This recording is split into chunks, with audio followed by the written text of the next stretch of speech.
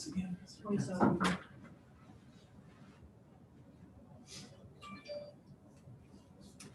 Thank you, Ms. Anderson. I'd like to call the standing committee meeting for October 27th, 2020 to order. Council, any changes to the agenda? We have a motion to adopt.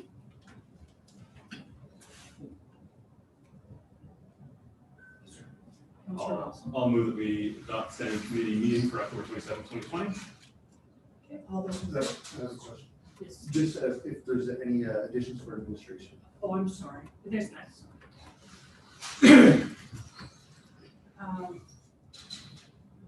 And all those in favor? Thank you.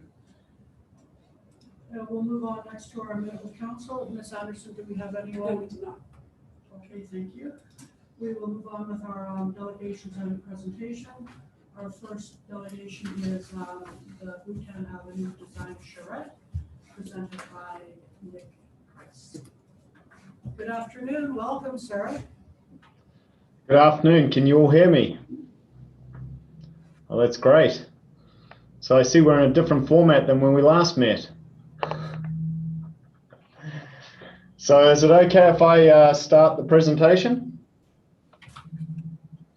Yes. Okay. Hopefully.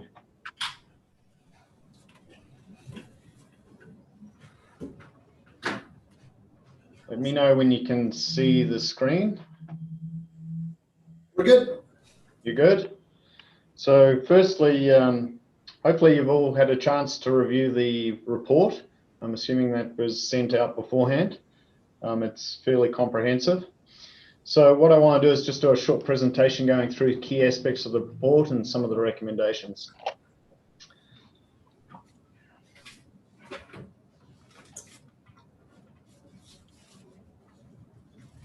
So first of all, just starting with what the project objectives were here. First of all, looking at the best utilization of the town-owned lands. Diversification of Hinton's housing inventory certainly came through some of the engagement in terms of creating some affordable housing and tiny homes. The development that's conscious of and complementary to the existing development and housing that is both financially attainable and sustainable. The project process that we went through, we did research and preparation for the design charrette, so there's quite a bit of work done beforehand.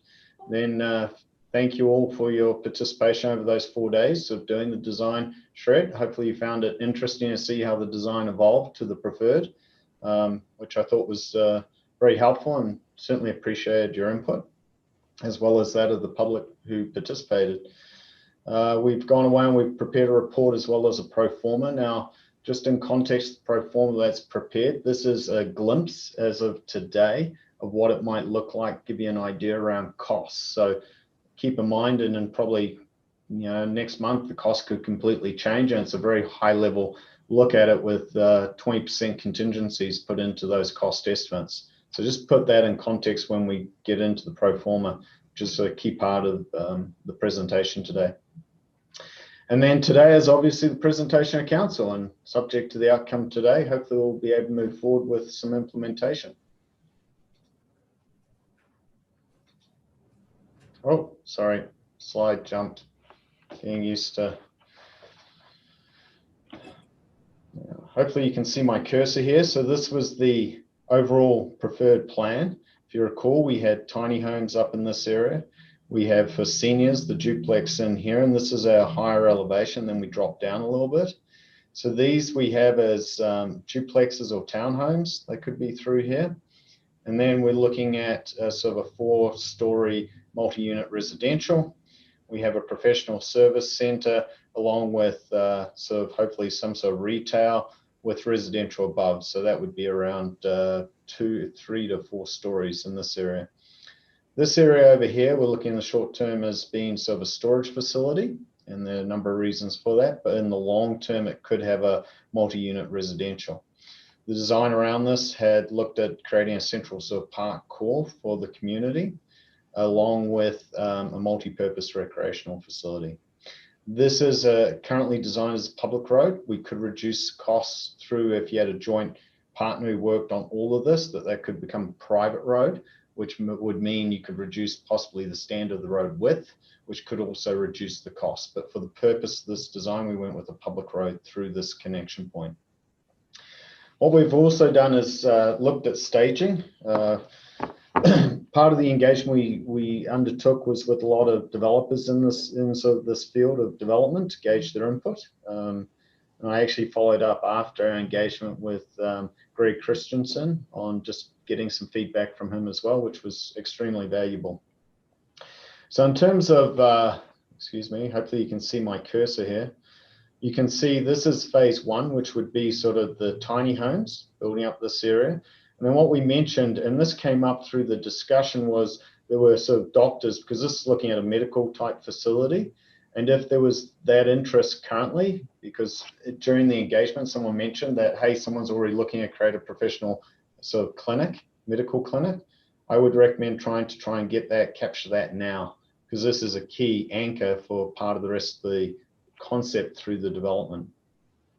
In stage one, we're also looking at creating this as a storage facility. It's sort of an easy win. So this first phase was around looking at easy wins, and that's key to understand. So from a servicing point of view, and in reading the report, we'll speak to this in later phases, but here, in terms of the tiny homes, this is an easy win. We can easily connect into the existing services with any even downstream impacts. My understanding from engineers, there's capacity to accommodate for that. So that could be an easy win. Moving forward in terms of phase two, and sorry, the time frame I put here is 2021 to 2024. So when I say that 2024 would be the completion, construction anticipated, and move in. So that's the goal in terms of phasing. Phase two here, we anticipate so around 2024 to 2027, and it could come earlier, depends how the market moves. And it could be done with phase one, but we're taking baby steps here. And that's to do with these multi-duplex units, again, for seniors. My understanding is that there is capacity in the system to connect in further down to this area. And the reason I'm raising this is as we go to the next phase, we have to deal with some downstream impacts. So not related to the development, but as we build up this area, there's existing challenges with some of the downstream. And I'm not an engineer, so I won't speak to it specifically. But it is in the report about the need to do some upgrades to the overall sanitary system, is my understanding. So this is phase two. We move into phase three, which is now looking at either the duplexes or townhomes through here. And then going through in terms of phase four, which would be the, this is sort of the retail with some residential on top. And if this doesn't pan out in phase one, we may see that pan out in phase four. Phase five, this would then lead to the multi-unit residential, and then moving into phase, the phases overall of slowly working in the community park. So this would be built out over the time of perhaps the entire phases, depending on the cost profile as we move forward. So what does this all mean? So this is a quick, what I call a table, to give you an indication of what a pro forma looks like and what this table means. So what this table is showing is basically this is the different phases, right, that I outlined at the start. This is based on really this is based on you including the land cost, but you make no money. So this is what the value of, say, a tiny home would be valued at if we included the land cost, so the cost you spent, but there's no profit margin here. So this is something a developer would not proceed with. So what you're ending up with is approximately, and this is our estimate again, very high level, so these costs change, but basically you're looking at around 232,000 for a tiny dwelling, based on all the costs associated with it. Now, if we took out the, sorry, it's the next one is less the land cost. So if we take out land costs, that drops down $225,000. So what that means is you purchase the land, you either, when you sell it, you don't include that actual cost of the land into the cost of the sale. Hopefully that makes sense. So just try and understand the two differences. Then as you go up the table, it basically shows, well, maybe someone, typically when you're doing infill, the minimum a developer wants to profit on is around 15%, but they'd like to go up to in the 20%, 25. I'm considering this as an infill, not necessarily a greenfield. So what we've done here is this is again, the table going up 15% with land costs included, or you sell it you don't sell the land to the developer, you gift it in a way to the developer. So it's just the differences of whether you include that land cost or if you don't, and what it means to that house price as it continues. And this applies to all of the types of developments in each of the phases. And in terms of residential, it comes down to square footage. So sorry, in terms of the commercial retail areas based on square footage. So it's all linked to, and hopefully if you've got any questions on this, please feel free to ask me. I'm not the expert, but I have her right next door.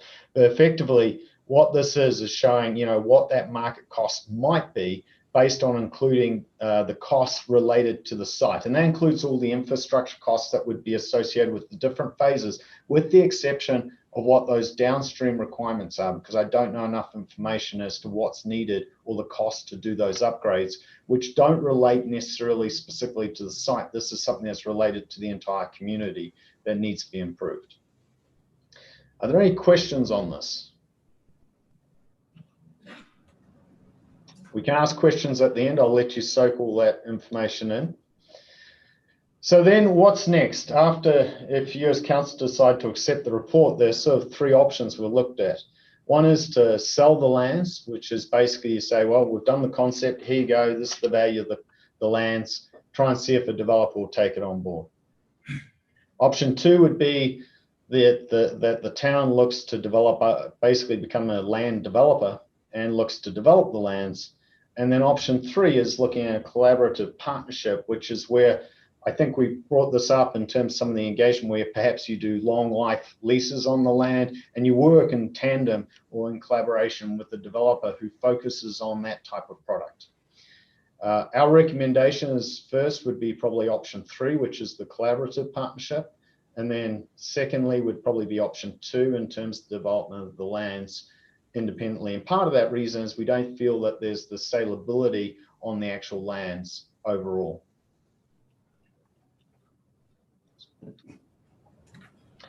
So some of the things that need to be done though in going forward and setting this up for the development, one is regarding the zoning, and in context to really what we've created is a master plan and to maintain the integrity of what all the work we've done, we're recommending creating a direct control district. So that would have council have control over if it even went to a developer. It does have greater limitations in terms of a developer wanting to totally invest, but if you have that collaboration, if there are any major changes, that would have to come back to council for approval so that you can track exactly sure, you're making sure that the intent and the objectives of what was set out at the start have been achieved. There's some work that could be carried out immediately regarding some of the title cleanup. So you'll recall where those tiny homes are. There's some remnant parcels of road closures, etc. It just needs to be consolidated around. The servicing analysis. So while this doesn't necessarily impact those tiny homes, the rest of the development really does need to get more detailed on the downstream and understand what needs to be done for upgrades to the downstream infrastructure to accommodate the overall development. There's the caveat that you recall that's registered on the property. It's not an easy thing to remove, but it's something that I think, particularly for the retail moving forward, doesn't totally limit everything retail, but to open that area up in terms of retail, we'd recommend investigating further about how could we remove this covenant to some degree. And that may be collaborating with the person who put in place the covenant. Sometimes it's a cost, but the cost can be very expensive. But we would recommend at least exploring and going down the path to find out, are there options to try and remove that covenant? Funding, if you go down the collaborative path, there's a lot of funding, particularly related to attainable housing, affordable housing, through CMHC and other agencies. And we'd recommend further investigating those opportunities, and that should be done in partnership. And this comes to the last one. It's looking for those partners, whether it's a Christensen group or whether it's another form of developer. It could be with the existing retirement village that's there, in terms of collaborating, particularly in those first phases of the development. Or what I've tried to achieve is those easy wins, which is keeping the capital costs down but trying to allow for development to happen to, move something forward quickly. So there are some of the key actions, and that's all outlined in the report under section 7.3 of the document. So now it's really question time. It's your turn to interrogate me on the report, the findings, and really how you'd like to move forward, or if you have any questions for me. Was everybody able to hear me? Hopefully I was clear enough at your end. I'm always nervous on these sessions.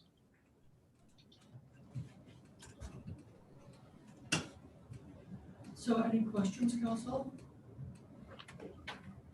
Yes, sir. Yeah, I guess my question is around the design charrette, and you've done many of these in the past. Did the level of participation at the charrette lead you to feel confident that we're on the right track?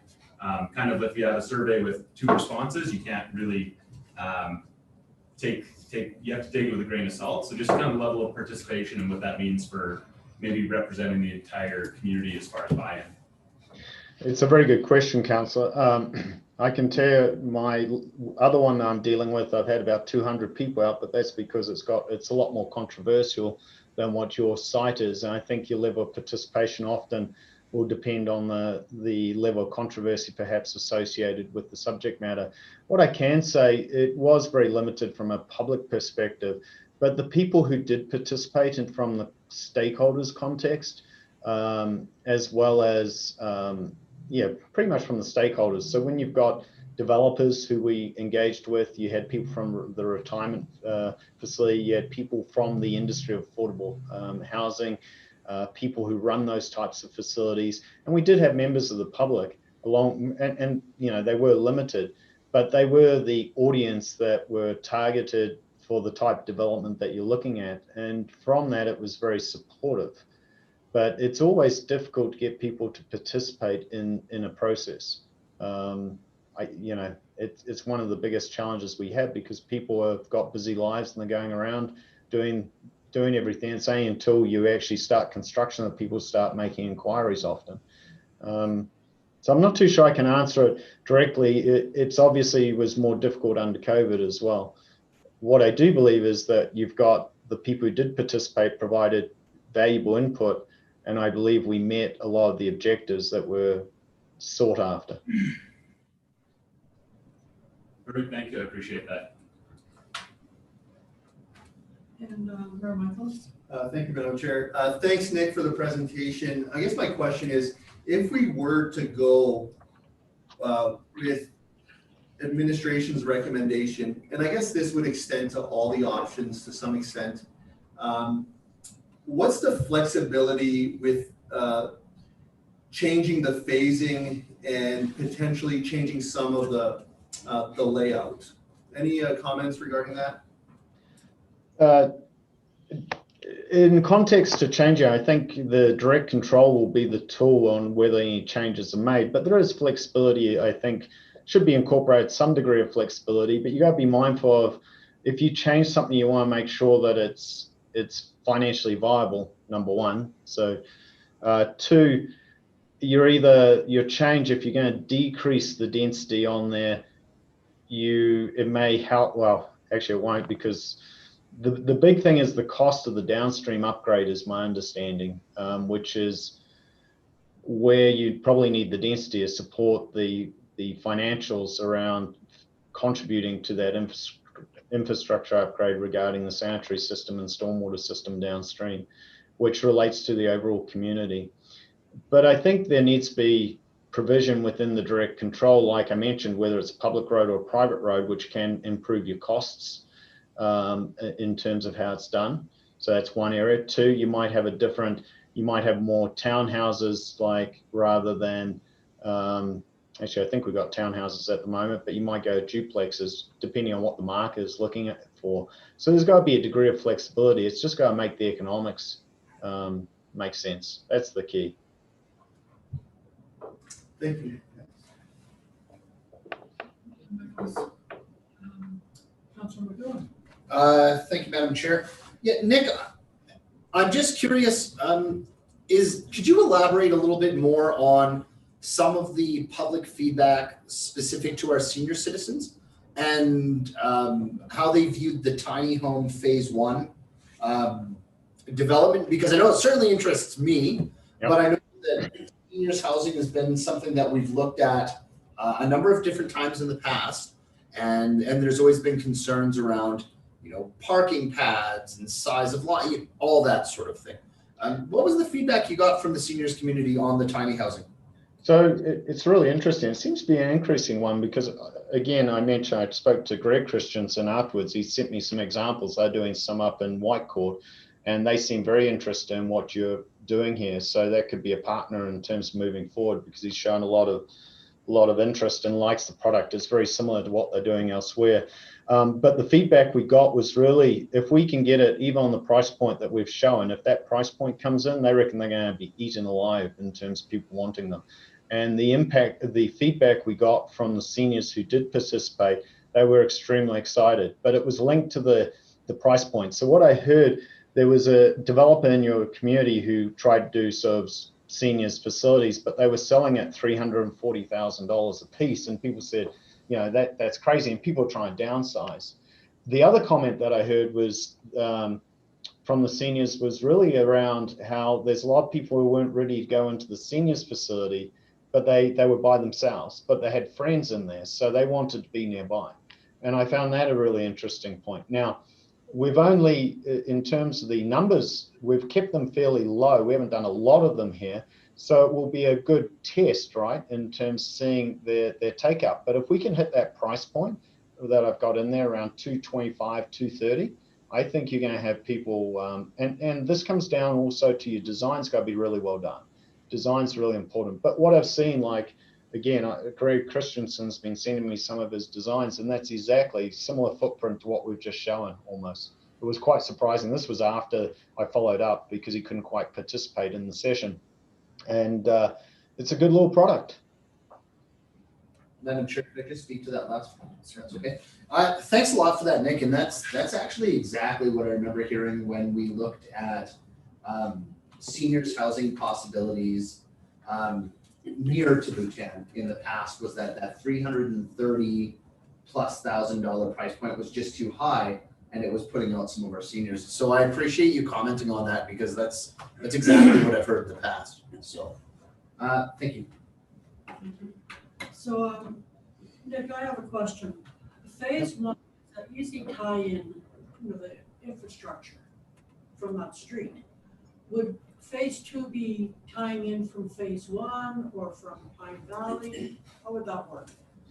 Yeah, so Councillor, phase two is really, I think it could tie into phase one, but it really comes down to detailed design. Keep in mind, we're just doing high level analysis to look at capacity system. I do believe it's benefit to tie into phase one, because my understanding, there's capacity in the system down, along the road there, compared to going the other way. And so we may be able to get some quick wins off that type of development in those two phases. And I'd have to leave it to my engineering friends to make that where that cutoff point is before you need to start working on that downstream. And that's why I'm saying one of the recommendations, you need to really do more analysis on what needs to be done in the downstream to enable capacity for the overall development. Does that answer your question? You know, I just had a real darn time hearing you. So is there anybody here who can kind of break it down what you said? Sorry, I couldn't hear that comment. Yeah, Nick, I couldn't really make out everything you were saying. Oh, my apologies. It's probably my accent. Can you hear me all right? Can you guys hear me? Thumbs up? Yes? Yeah. So if someone could convey, if I can't get this across through our internet, but phase two is looking at the option to connect into the servicing with phase one as one of the options, which I believe has the capacity to provide for those duplexes.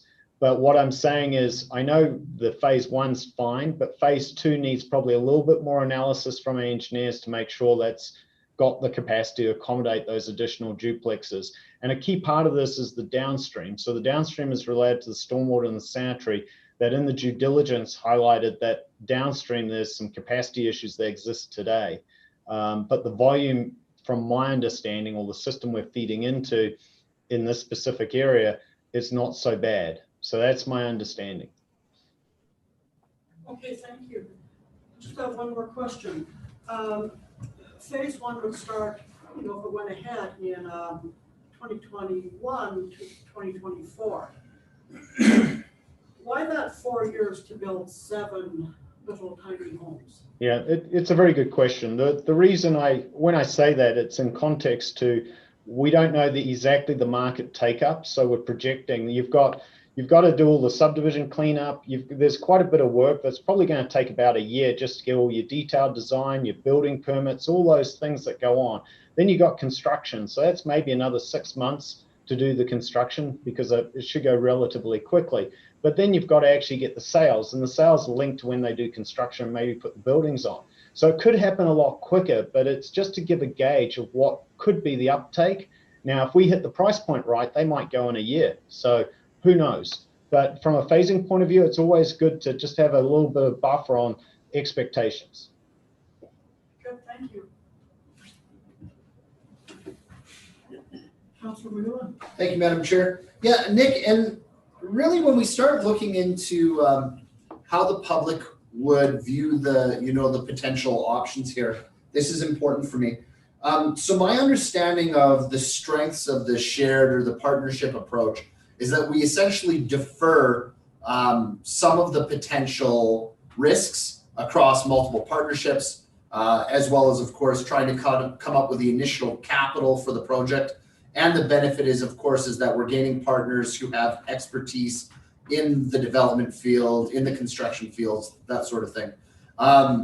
Is that sort of a fair analysis if a citizen is asking me, why would we, if we choose to engage in a collaborative partnership on this, why is that the right answer? Is that a fair summary? Yeah, the partnership could be set up as simple as you as the municipality don't necessarily front the cost, but you may be the person who leases the land in a long-term lease arrangement. In fact, Greg Christensen raised that again in the discussion. I remember him saying, oh, just do a long-term lease, right? So that might be, so what that means is you could have a really low rate on your lease, like $1 a year or something, to take out that land cost, or whatever that agreement might be, but the developer is the one responsible to develop the site. So it depends how you look at it in that context. The collaboration could be that you'll cover off the, just some of the, I guess, like the subdivision approvals and some of the planning approvals and those things, which are small costs, but can help as part of the partnership of moving it forward. So there's different ways to cut the cookie, but I wouldn't see the municipality being the one getting involved. And in fact, the developer probably wouldn't want you involved in that level of development. They'd be quite happy to say, let's do an agreement. In terms of the agreement from the council's point of view, is this is the product we need in our community. We're trying to get attainable housing, and this is what we'll bring to the table. And I think that makes it more inviting for your developer. Does that help? May I follow up, Madam Chair? Yes, sir. Yeah, and from a transparency perspective, let's imagine, and certainly this doesn't exist, that there was a cynical citizen out there that said, well, geez, who's getting something out of this? I guess the trade-off you could explain is that, well, the town is getting more housing, which is of course beneficial for the town. If you did look at a solution being a long-term lease, then you're deferring the cost of the land to make it more desirable for a developer to get in there quicker, to do the development and make something happen. Is that an accurate way to look at it? Absolutely. You could do it saying, look, it's a long-term lease, rather than a front-up cost on the land of forking out whatever it might be.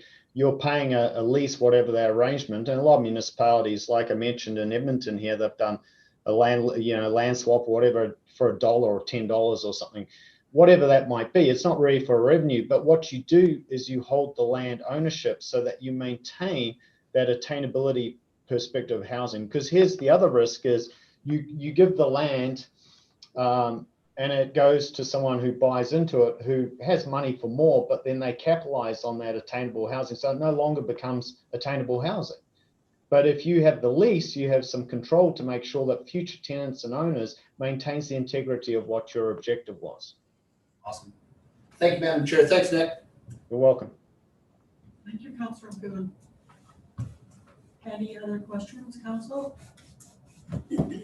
And seeing none, I will say thank you very much, Nick, for your presentation. Okay, thank you very much. You don't need me to stay on, or would you like me to stay on for anything? No? Nick, I would certainly appreciate it if you stayed for our action item on the charrette. Okay. All right, so moving on to our action items. Our first action item is Bhutan Avenue Design Charrette Report. Thank you, Madam Chair. This report is before council tonight for discussion related to the delegation that we just received on the design charrette that took place on the town-owned property at Bhutan Ave and Drunan Way. Previously, council received a due diligence report on the suitability of the lands for residential development, as well as the geotechnical findings. The design charrette process was undertaken earlier this year, which sought collaboration with the community through an engagement process that provided insight into the future uses and needs for this parcel. The result, as council's heard tonight during the presentation from P3, Mr. Price, is a mixed development, including various residential housing types as well as commercial space. So I won't restate much of what Mr. Price has already presented and discussed during this presentation. And in a moment, I'll invite Mr. Vanna to highlight anything further in this report for council's benefit. But really the report focuses on the next steps on this development, which includes moving on some quick wins through phase 1 and 2, such as further analysis on the servicing of the land, to which $150,000 is slated to be included in the 2021 budget to finance that. Council, through the report generated by the process, has options to consider at this stage of the development, and the recommended action tonight is to proceed with option 3, collaborative partnership, as that's the favorable path forward in achieving affordable and attainable housing for this parcel. In working with partners on option 3 as well, there is a greater chance, as Mr. Price stated, of funding success through grant opportunities as well. At this time, I'll invite Mr. Vanna to touch on anything further in the report, and then we would be happy to receive any council questions. Thank you. Thank you, Madam Chair. It's just in terms of, I have nothing further to add, but certainly happy to answer any questions. In reviewing the various options, certainly we looked at the pros and cons and evaluated that, and certainly option 3 is a place to start. Thank you, Mr. Vanna. Council questions? Councillor Wall. Yes, just curious about next steps. There had been a reference to a lot of work that needs to be done. What would be the next steps that council would see or that the public would see?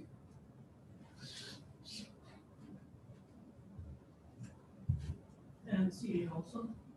Thanks. I'll start and then I'll turn it over to Mr. Vanna to fill in any gaps. So council will see this come forward through a variety of the next steps, including any input that's required to proceed with agreements on the collaborative approach, and as well approval in accessing any grant funds. Often it's a requirement of a grant application to have council approval. So the council will be checked in with along the way. As far as the future steps, the $150,000 in the budget for the servicing analysis and some further work on that parcel will be coming forward in the next few weeks. Further to that, Mr. Vanna, if there's anything you want to touch on. Or maybe to speak specifically to it, I mean, later on in the agenda, council will see that we're bringing forward the redistricting for the direct control. So what that does is provide a reflection of certainty in terms of this is what the design charrette came up with, and this is how it looks on paper when you look at the districting for it.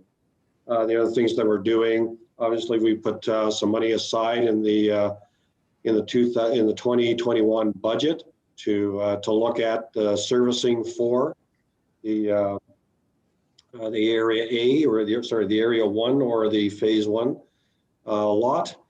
And in terms of funding, we also are pursuing opportunities where we may be able to find some funding to do the detailed engineering design for the whole site.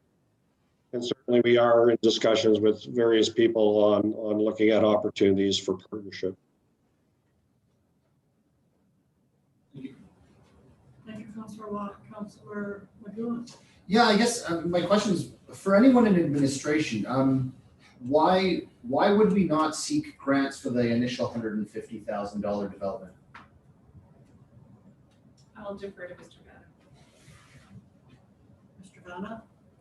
Sure, Madam Chair, to answer that question, we put it in there. We put it in the budget as a placeholder. So certainly it was there. We need to bring forward the budget for council's consideration, but that doesn't stop us from seeking out the grants to do the larger engineering. So the grants that we're trying to pursue through CMHC are really looking at the design of the whole site. And so we feel fairly confident that we should be able to access money to do the actual detailed engineering design. That doesn't include money to actually do the construction. So CMHC does have a program whereby they will give organizations and municipalities dollars at very low interest to do that. So I mean that's an option. So either you're going to borrow the money or you're going to put the money aside to do the actual construction of it. So all we've done is simply say we want to cover our hedge or hedge our bet in the upcoming year and make sure that we actually have some money set aside. And so that's really why we've done that. Yeah, and I guess as a follow-up, and again, Mr. Vanna or CAO, along those same lines, in looking, if it was the will of council to move forward with option 3 and to seek those development partnerships, couldn't the initial $150,000 to service the area come in the form of creating a partnership and lease agreement with the developer? It's just it comes earlier rather than later? The 150 that's proposed in council's 2021 budget is really capital dollars. So to prepare an agreement, there would be some administrative costs for that, and there'd be some consulting costs for that.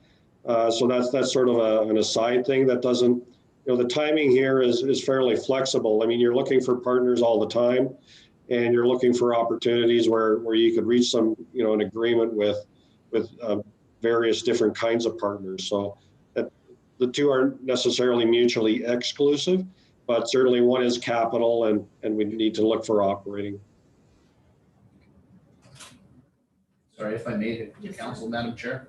I Yes. just think one of the things that I want to make sure that we do our diligence on is looking at all potential options outside of just initially going to budget for the sake of looking forward towards the development. I love the work that's been done so far. I really do appreciate the charrette, the work that administration and Nick have put into presenting the report.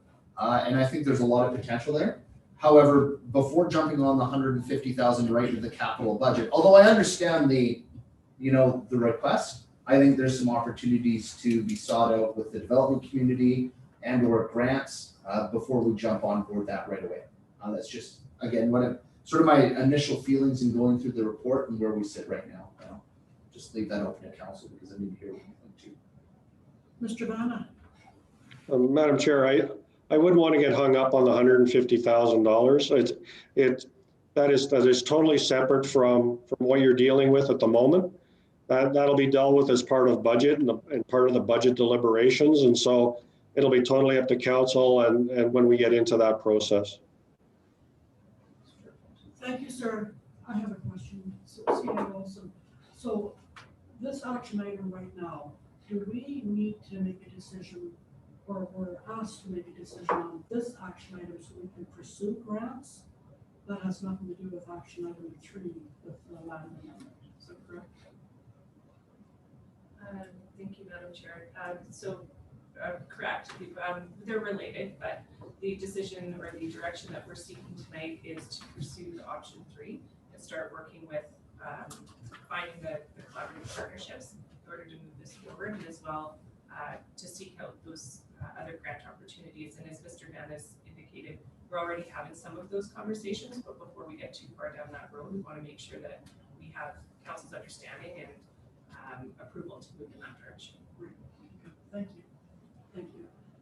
And Councillor McGowan?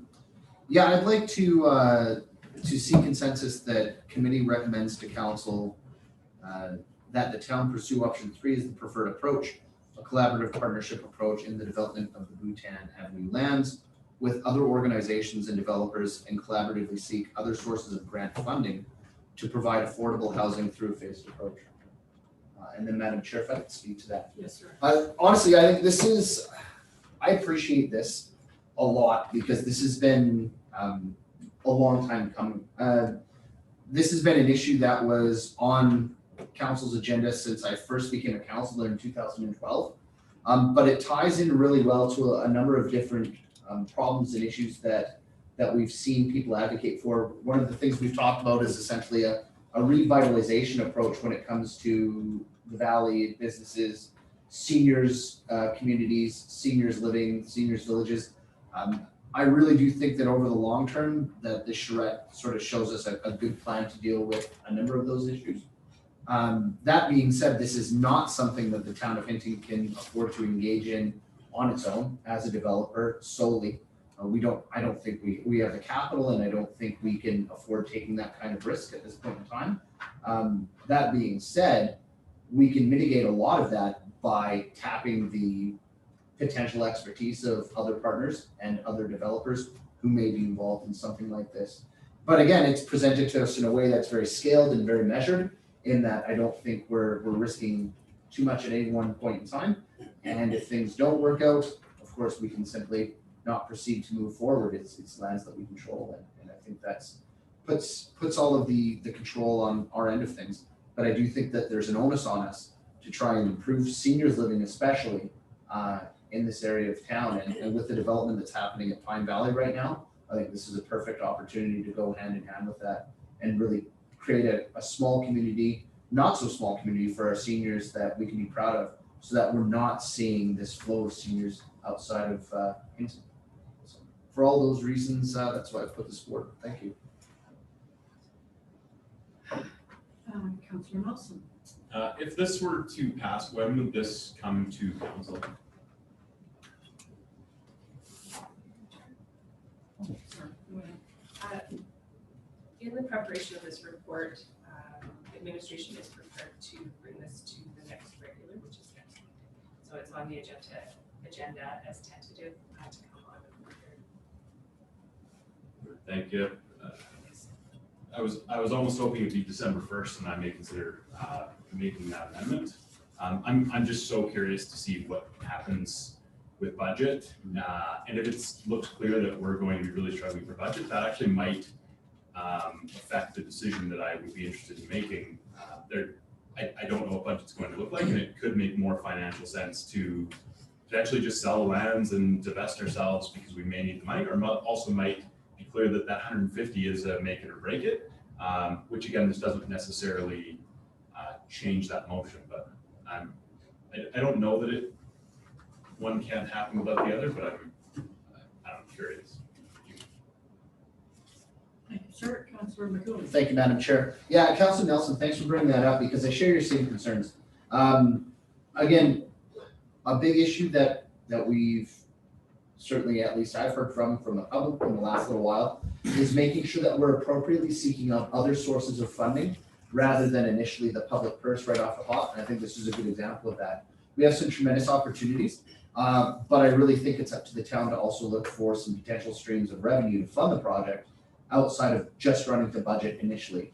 And I think if we can do the initial work out of the gate to develop the trust in terms of transparency for the community, that's going to actually buy us some public credit in terms of moving the project forward. That's why I would argue the initial movement has got to demonstrate that we've got some originality and out of the box thinking in propelling the project forward without just run into the budget right away. And to speak directly to Councilor Nelson's concerns, I don't know if this shows up on the budget as a $150,000 line item, and it hasn't been proven to me that we as an organization have done our best at seeking either partnership funding or other sources of revenue, that I would support it on the budget at this point in time. Because again, I think we have to do our diligence, we have to do our work first, because we're protecting the public purse. And so, Councilor Nelson, that's to speak to your concerns and how I feel on it. And if at that point it's not feasible, we could always revisit it, or we could always go back and change our approach. Thank you. Thank you, Councilor McGowan. So, CEO, you had said that right now we are seeking grants right now. If we approve this, we will, I don't know, get more momentum in getting grants. How long does it take from when you put in for a grant to hear it and receive a grant? Thank you, Madam Chair. To answer that question, it does vary. To put in for a grant, it can take months before you hear back whether you're successful or not. Just to provide a little bit of clarity to council, moving ahead with this motion does not paint council into a corner as far as the budget process.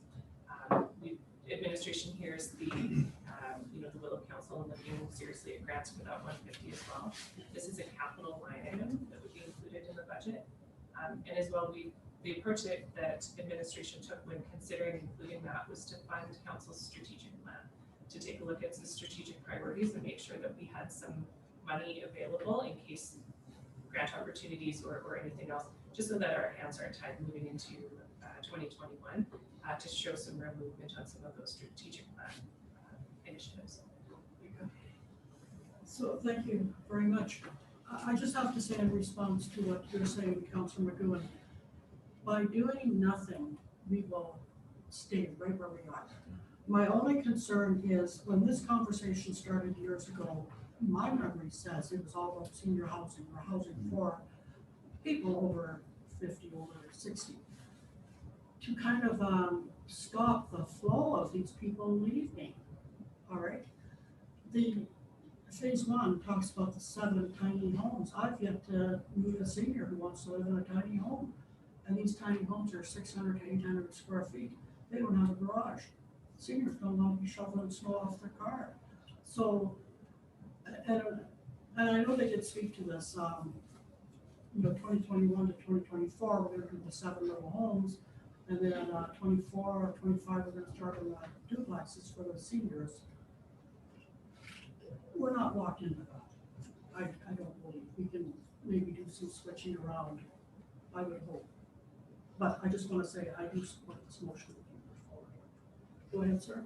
Well, I think one of the benefits of engaging in partnerships with a developer is that we can tap the experience of somebody who's done this someplace else, right? Who has experience. And Nick touched on it very clearly, and that was exactly the concern I heard a number of years ago, was the price point of $330,000 or $340,000. That's where seniors were like, nope.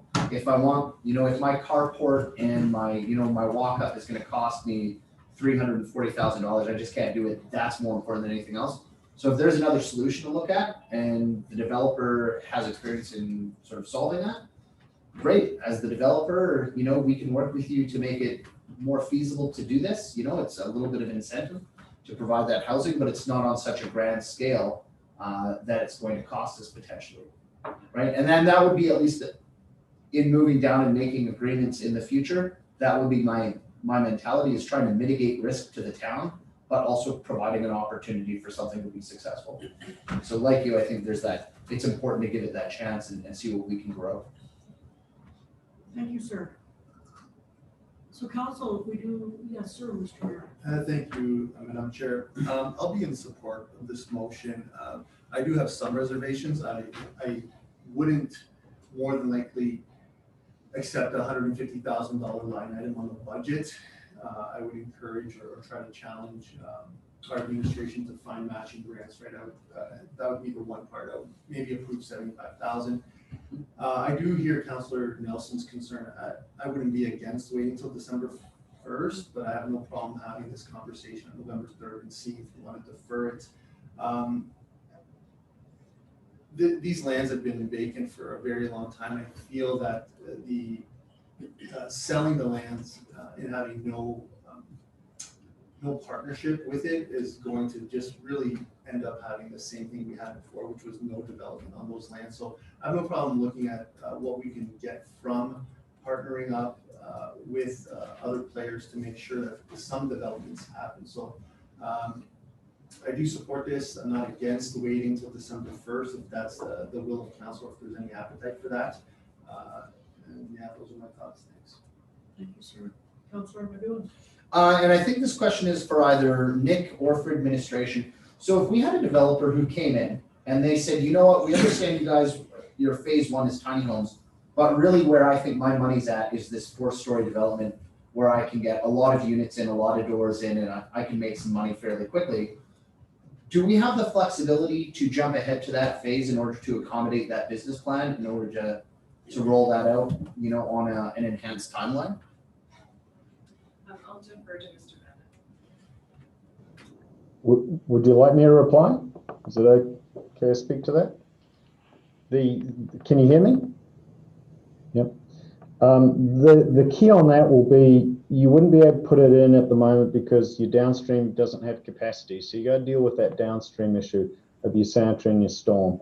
And that's, I don't know what the cost is, but when it deals with infrastructure, it's probably a bigger cost. So to jump in, that's why we've tried to go for the easy wins to begin with. So while if they're really adamant to go in, but you need to really understand what are the upgrades that are needed to that infrastructure and what is the cost. And that's one of the key things that needs to happen following this, to really understand what is the cost upgrade. Now, my understanding from the engineers, that's not just related to this development, it's an existing problem.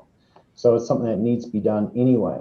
But you need to go and find out, well, what is the cost to do that and what does it mean? So if you went in today with a developer who wanted to put a multi-story in, there's not the capacity in the system to accommodate it and you'd need to do the upgrades. And I can bet you bottom dollar that the developer will say, well, I'm not going to do those because then the cost of the housing is going to go up substantially. That's probably beyond the market. So you got to look at that to find out exactly what that cost of the downstream aspect is. What we've identified is what we call quick wins, because there is capacity in the system for really the first 2 phases of the development. Does that answer your question?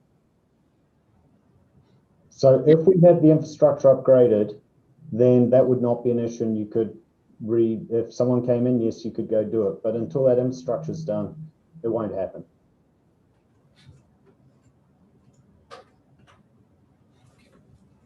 Good. Councilor McGowan. Thank you, Madam Chair. Thank you, Nick.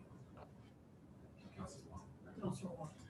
Thank you. I'll be speaking in support of this. I think it's the option that provides us the greatest flexibility and most likely outcome of attainability. And that's really what we got into this for at the beginning. So, and as far as timing, I don't want us to mix up a budget discussion with this project discussion. I think we need to get this before us as soon as possible so we can show some concrete progress on a project we've been waiting for a long time, and we can deal with budget considerations when budget comes before us. Administration has already assured us that they're going to be trying to secure some additional funding through grants and partnerships, and I am grateful that they're going to be taking that effort, and I trust that they'll do everything they can. In the meantime, let's get this before us as soon as possible, and show the community we're serious about getting this started. Thank you, Councilor Haas. Thank you, Madam Chair. My team will support this. I was excited, when the charrette come before us and the opportunity there, taking part in it. It was quite an exciting endeavor as well to have those conversations, and there was lots more. I think yes, the seniors was part of the conversation, but I think this is a unique look at all different walks of life and age groups that could utilize this space as well, whether it be the tiny homes and can't afford a full-size home or something, but get a starter home, stuff like that. So I think there's a lot of great opportunities here. It's a very unique area with a lot of some hurdles to run over, and I think that Nick and his team did a really good job of trying to air that out and make that area look really good and to developers and exciting for the community as well. So I too am in support of this. I think we need to start moving forward. We're not pulling the trigger on anything. We're just saying we want to keep moving ahead. And and budget-wise, I mean, I agree totally with the grants and everything like that. But you have to remember too that grants are never a guarantee. So at some point, we may be having that conversation of a bigger picture. But there again, we want to move this forward. I don't want to see these lands, sold and have nothing to show for it. So I'm excited about this project and I'm looking forward to its progress. So thank you. Thank you, Councillor Haas. So council, any more debate on this? I will call the question.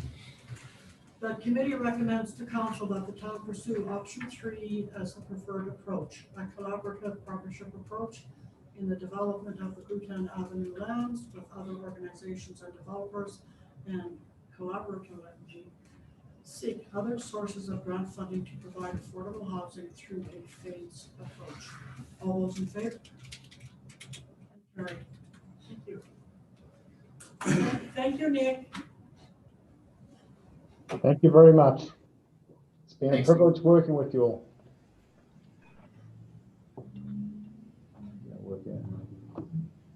Mr. Haas. Yeah, I'd also like to make the motion the committee accept the Bhutan Avenue design charrette for information as well, please.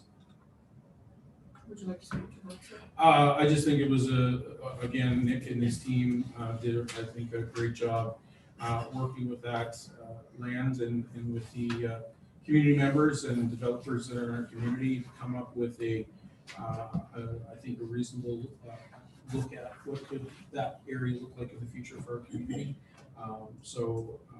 Yeah, I think it was a great report, and I want to continue to see it used throughout this process. Thank you, sir. And Councillor Haas. I'm sorry, we're doing. Yeah, I'd like to end with the report. I'd like to just speak to the charrette process. I think it was really positive, and I can think of a couple other projects that the town in the past, if we had known or implemented a charrette, it would have been more successful, or it would have offered us a better chance for feedback and input from the community, which I think always increases the likelihood of success when we engage in those sorts of projects, or it gives us good feedback that we really could have used early on. So it was an excellent process. Thank you. Thank you, sir. And council, any other discussion?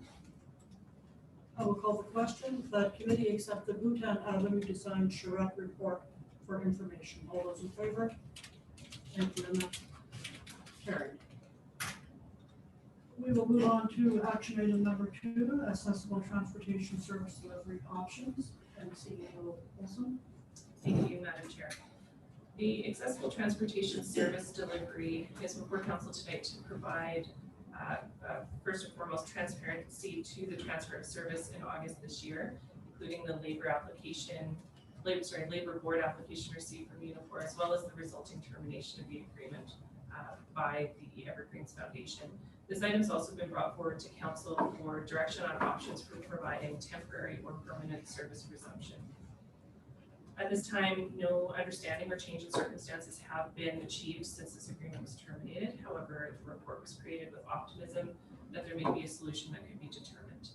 More time is needed to see what's possible. At this time, the use of the service is minimal, as the majority of the use was to provide transportation to a local AHS program, which has been postponed due to the pandemic. Some of the pressures on resuming fully of the service. Option 1, as indicated in the report, is the temporary limited services for 2020 with the $8,000, which was slated to be provided to the Evergreens Foundation this year as part of the agreement. The town can provide limited service to the end of the year utilizing those funds. Option A for service into 2021 also utilizes the funds that were budgeted for through the agreement and provides up to 10 hours of service per week. Administration also commits to bringing a report to council prior to the end of quarter 1 to update on progress or propose a permanent solution moving forward. Administration is also prepared, as the previous report to turn the regular council report around after council's direction tonight to allow for a decision at the November 3rd meeting if possible, which would put the service back on the road following the meeting as far as option 1 is concerned. We do require council's approval before the service can move forward, even in a temporary fashion, into 2020, as council included in the transfer service decision, the elimination of accessible transportation as a town service area. Just want to make sure that we're covering everything we need to there. And as well, if anything is determined or more information is understood during the budget for 2021, we will bring that information to council as soon as it's available. At this time, administration is happy to receive any questions that council might have. I've got Ms. Bouchard and Ms. Altrani joining us tonight to assist in answering any questions. Thank you, CEO. Council, any questions?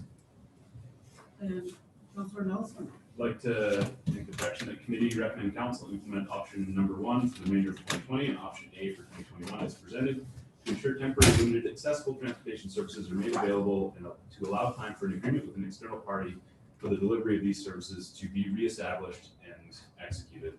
If I can speak briefly to it, this is something I believe in strongly, and most of the citizens I talked to believe in it strongly as well, and checked a lot of boxes, which was, maintaining, if not improving the service delivery, reducing the burden on taxpayers, and ultimately, at the time we made the first decision, I felt like it was the right decision, and I received nothing but consistent feedback with that same approach from citizens, and I look forward to kind of hitting the reset button and moving forward again on this item. So thank you. Thank you, Councilor Nelson. Councilor McMillan. Yeah, without getting into specifics, I'm disappointed.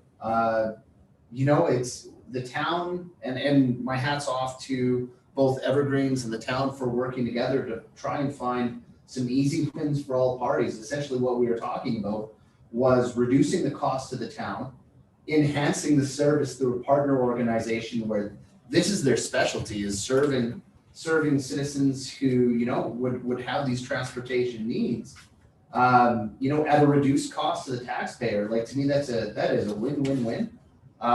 But certain decisions were made, and unfortunately we had to pull back from that. Like Councilor Nelson said, and I think it was a good way of putting it, that here's a good opportunity to hit reset. This is not a service that I am in any way, shape, or form, willing to sacrifice for our citizens. We will make sure our seniors and those people with mobility issues have this option available to them. Full stop, pardon the pun. And we're going to move forward in ensuring that we have an efficient organization to offer our citizens, because ultimately it's their tax dollar at work. And I think really what this is more about is about being willing to talk and come to the table in a collaborative and productive way. And I will stick by that. Thank you. Thank you, sir. Councilor Haas.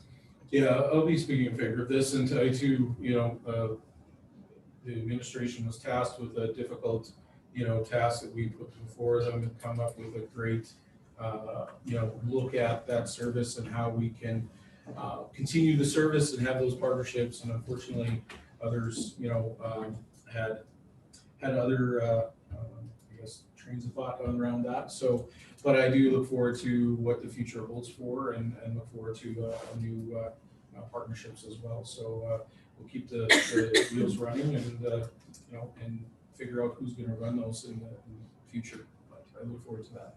Thank you. Thank you, Councilor Haas. And Mr. Mayor. Thank you, Madam Chair. Just to echo some of the comments previously said, this makes it loud and clear, I think, to our residents that there is no appetite ever to eliminate Freedom Express or their services. And this is just another step in the right direction to provide a service, but yet, as Councilor Nelson alluded to earlier, reset and look at best spending the taxpayers' money in different ways.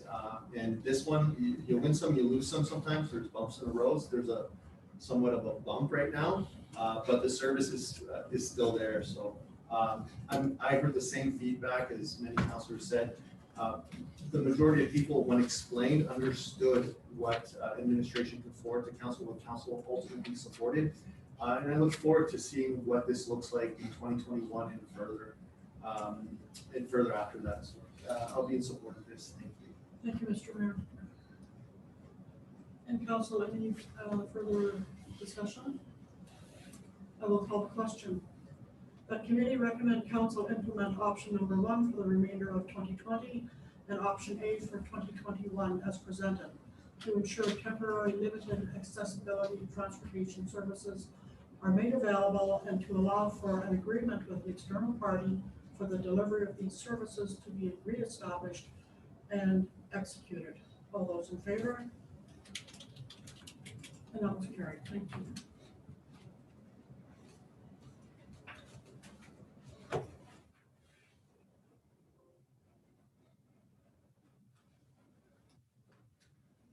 Council, we are moving on to action item number 3, and that is land use bylaw amendment number 1088-15. CAO Wilson. Thank you, Madam Chair.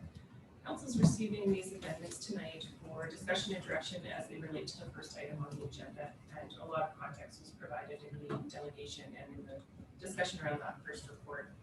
Due to the design charrette and the pro forma and need to move to direct control district to allow for the preferred development of the land chamber is outlined in the Bhutan Avenue design charrette final report.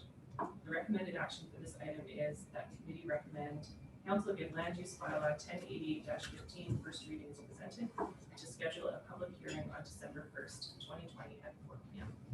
At this time, administration would be happy to receive council's questions. Thank you, CAO. Councilor McGowan. I'd like to move that committee recommend council give land use bylaw number 1088-15 first reading as presented, and then just quite briefly, if I may, Madam Chair, like this is just an important part of the process. We can't hear the rest of the public's concerns or any other concerns that haven't been brought to our attention until we go through the process of having a first reading and then of course the subsequent public hearing. So from a process perspective, this is important for us to do in order to see where this project lay. Council, we have a motion. Any further discussion? I will call the question. That committee recommend council to give land use bylaw number 1088-15 first reading as presented. All those in favor? And that's carried. And Councilor Nelson. The committee recommend council to schedule a public hearing on December 1st, 2020 at 4 p.m. in council chambers to hear public comments on bylaw 1088-15. Same as Councilor McGoon, this is a great way to more officially get feedback from citizens and maybe build some excitement around this project. So looking forward to it. Thank you. Thank you, sir. And Councilor Waugh. Yeah, just a question for admin as to how the public hearing will proceed in the time of COVID. CAO Wilson. Thank you, Madam Chair. It's through to Councilor Waugh. So I'm not sure if you had an opportunity to take a look in council chambers lately, but the barriers that we have ordered are being installed. So by December 1st, 2020, all the additional health and safety measures to keep our public and our council and our administration safe should be in place, which would then open up council chambers to the public to attend the public hearing in public in the flesh. So we're looking forward to moving in that direction. Everything's moving along well in order to achieve that. What we will put out is that members of the public that wish to speak during the public hearing, let Ms. Anderson know, similar to how we've been doing with Minute with Council, to I guess to sign up for that. So we have an understanding of how many people will be attending, and we can just make sure that we're putting the proper provisions in place around that. That will be communicated within the 2 weeks consecutive advertising in the local paper. Thank you. And Councilor Nelson. Just kind of following up on that, would citizens have an opportunity to respond to the public hearing virtually, in that although we may be comfortable with a small amount of people coming into our building, citizens may not be comfortable coming into this building, and I'd rather meet them where they are if possible. And CAO. Thank you, Madam Chair. Absolutely, the council chambers has been had an upgrade through technology so that Zoom is also available in that room. Back there. So allowing residents to participate via Zoom is also an option. Thank you. So Zoom, in person, by mail, by email, lots of avenues to get your information. Thank you. Also, we have a motion. Any further discussion? I will call the question that committee recommend council schedule a public hearing on December 1st, 2020 at 4 p.m. in the council chambers to hear public comments on bylaw number 1088-15. All those in favor? That is carried. When in privilege, I just request a quick break. Certainly, sir.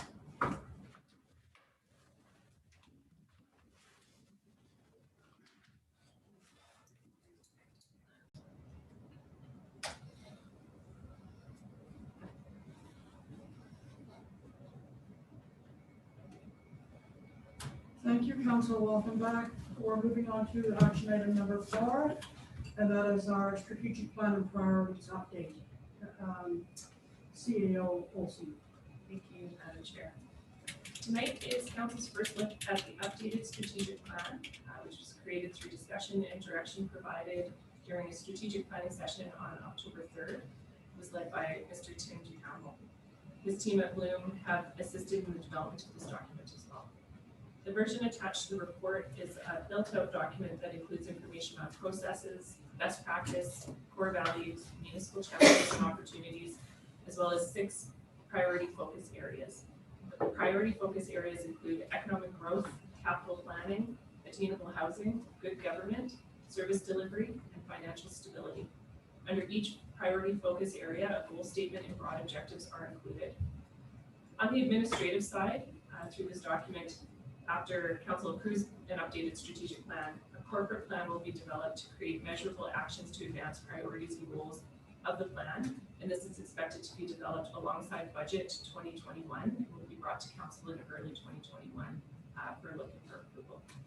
With the strategic and corporate planning process in place, communicating updates on progress will be more frequent and straightforward. Changing and improving town processes and practices does take time, and for this year, depending on the discussion tonight and moving forward, may be slightly out of sync. Strategic planning, corporate plan, and budget to fund corporate plan and strategic plan. So that might be a little bit out of sync this year and even into next year slightly, but these wrinkles will continue to be ironed out, addressed, or altered to make sure it's making sense to everybody involved. Council tonight will no doubt have some suggestions, questions, and comments on what has been included in this document. Admin is taking detailed notes to ensure that any amendments are captured prior to council receiving the strategic plan at a regular council meeting or further discussion at a standing committee meeting. This time, I'll do my best to answer council's questions. Thank you, CAO. Council, Councilor McGowan. First of all, thanks for presenting what we have of the plan right now. I think the biggest concern for citizens that I'm interfacing with is, of course, the corporate plan. Knowing the specific deliverables over the next X number of months, and then, of course, I think that's also important to administration and council, because what it allows us to do is work backwards from certain due dates and say, well, these are the targets we need to hit, and this is what you can expect your agenda to look like for the next, X number of months. So my concern, though, comes from hearing that we're going to be looking at corporate plan in the new year. For myself, I think there's a bit of a debate over the chicken and the egg approach. I think if we see that corporate plan before us earlier, that allows us a little bit more clarity in approving the budget, right? If we can see on paper, well, look, this is what we're looking to achieve. And in order to achieve that, here's your budget. You need to approve these particular line items in such a fashion. I guess if admin wants to speak to that, that would help me. And through to Councilor McGowan, so very good points around the process and the timing. Prior to our budget dates towards the end of November, Council will get updated service area dashboards from admin and a very short, straight to the point presentation from our division directors to talk about priorities for the next year. So some of those questions might be answered through that. So a detailed corporate plan isn't something that we've been utilizing at the town of Hinton, and this is a bit of a new process for us that we're establishing now. Looking into 2021 and bringing something that's being developed through discussion around the strategic plan. And I expect there will be substantial discussion about the priorities and as well, and then through budget. So marrying the two, and again, it's a little bit out of the order that they should be in, but we're working with the time that we have in order to get this done, considering that we're creating an entire new process. Thank you. Council, any further discussion? And Councillor Nelson. Yeah, I'm really struggling with this. Prior to strat planning and even throughout the process, we spoke to the importance of knowing what the next year brings. And I was hoping for something far more brief and in many ways less visionary. We created a visionary document 3 years ago. We endeavored to update it last year, which never really came to fruition. And looking at changing entire processes right now, I don't know that I have issues with processes. I have issues with progress, I guess, and where we're going to. And to me, I think citizens are expecting us to give clear directions, not high overarching visions that we did already in our term. I think citizens want us to give some direct leadership and ensure that it's really measurable what we're doing and what we're implementing and where we're going. And so to me, I don't think this represents what citizens are looking for from me and from our council at this time. And I think I'll just leave it at that. It's a struggle because I appreciate a lot of this document. I just don't think it is what Hinton needs right now. Thank you. I'm sorry, which one, Heather? Councillor McGowan. Thank you. Yeah, and I certainly agree that what's been presented it's not bad. And in fact, it's quite positive as a guiding document. I think it's what we're not seeing at this point in time. And I don't even know if calling it a corporate plan is the right language for me.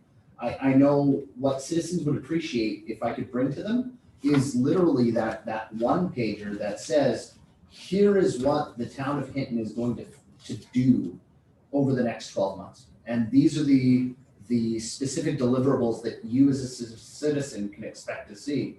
And if we don't deliver on these, then then something's wrong, and we need to make sure that we're following up with the citizens to explain, this is what's going on. Or, yes, we're going to deliver on these items. That is what I think people want to see from a tangible perspective. So I do echo some of the same concerns that Councillor Nelson has thrown out there. Thank you. Thank you, sir. Councillor Watt. Thank you, Madam Chair. I don't share the same concerns. The strategic plan is supposed to be a broad vision. I know we all focused on some of the things that we could get done in the next year. And I think the document for that is going to start having that laid out is in the budget. That's always where you see your priorities every year. With that said, I do understand that Councillor also understanding about being able to communicate concisely about what we hope to do in this year. Is that something that's going to be evident within the dashboards you're talking about being presented prior to budget? CEO Nelson. CEO. Thank you, Madam Chair, through Councillor Watt. There will be some priorities included, similar to the framework that we used last year, where we looked at accomplishments for the year prior, and then as well looking forward to the next year. It will not be as detailed as the corporate plan would be. So even the one pager, it wouldn't have the individual actions necessarily spelled out in the way that is what other councillors are speaking about. Thank you. Thank you. Councillor Haas. Thank you. I don't necessarily agree with some of the comments. I think one of the things that I've heard a lot of the times is the focus on the citizens, and I really appreciate the quality of life portion of the strategic planning of what we're to do what are we doing in the business of delivering that quality of life. And I think ultimately that's what our citizens are looking for. And I think this document does a really good job of it. I think too, the focus areas is everything that we've talked about, but it's just more succinct to me. I mean, when I read this document versus our first one when we did, I think this particular one showed a lot more excitement and ingenuity, and more focuses on not just specifics. I think there was more specifics in the other one, but I think, these are the things, whether it's economic growth, we've spoke on that. We wanted the capital planning. I'm really excited about also too the talk about taxes and what are we looking for in the future. So there's some consistency. Our citizens are prepared with what is our taxes going to look at in the next little while and come up with that plan. Tonight was the conversation about attainable housing. So I think this was a really good, I felt, document. It was an easy read. It was, I think, exactly what our citizens have been striving for and looking for as a council. And I think it puts us on track. And I don't think it hits a reset button. I think it drives us a little bit more succinctly this way. And it also, has a better of what our role and then administrative taking it back and in our decision making when it comes to budget. So I really enjoyed this document. I like the process of it, of building it. I think it was a lot more exciting and interacting than we've experienced before. So thank you. Thank you, sir. Councilor McGowan. Thank you, Madam Chair. Yeah, I think back to our workshop where we sat down and we outlined, what are our expectations for the process? What did we want to see?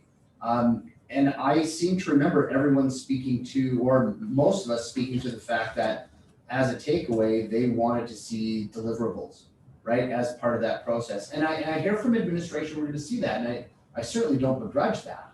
But as a councillor, if you were to ask me my individual opinion, I would be to say part of this strategic plan for the remainder of this council's term needs to include very clear deliverables that the citizens of Hinton can expect, because that was something we talked about.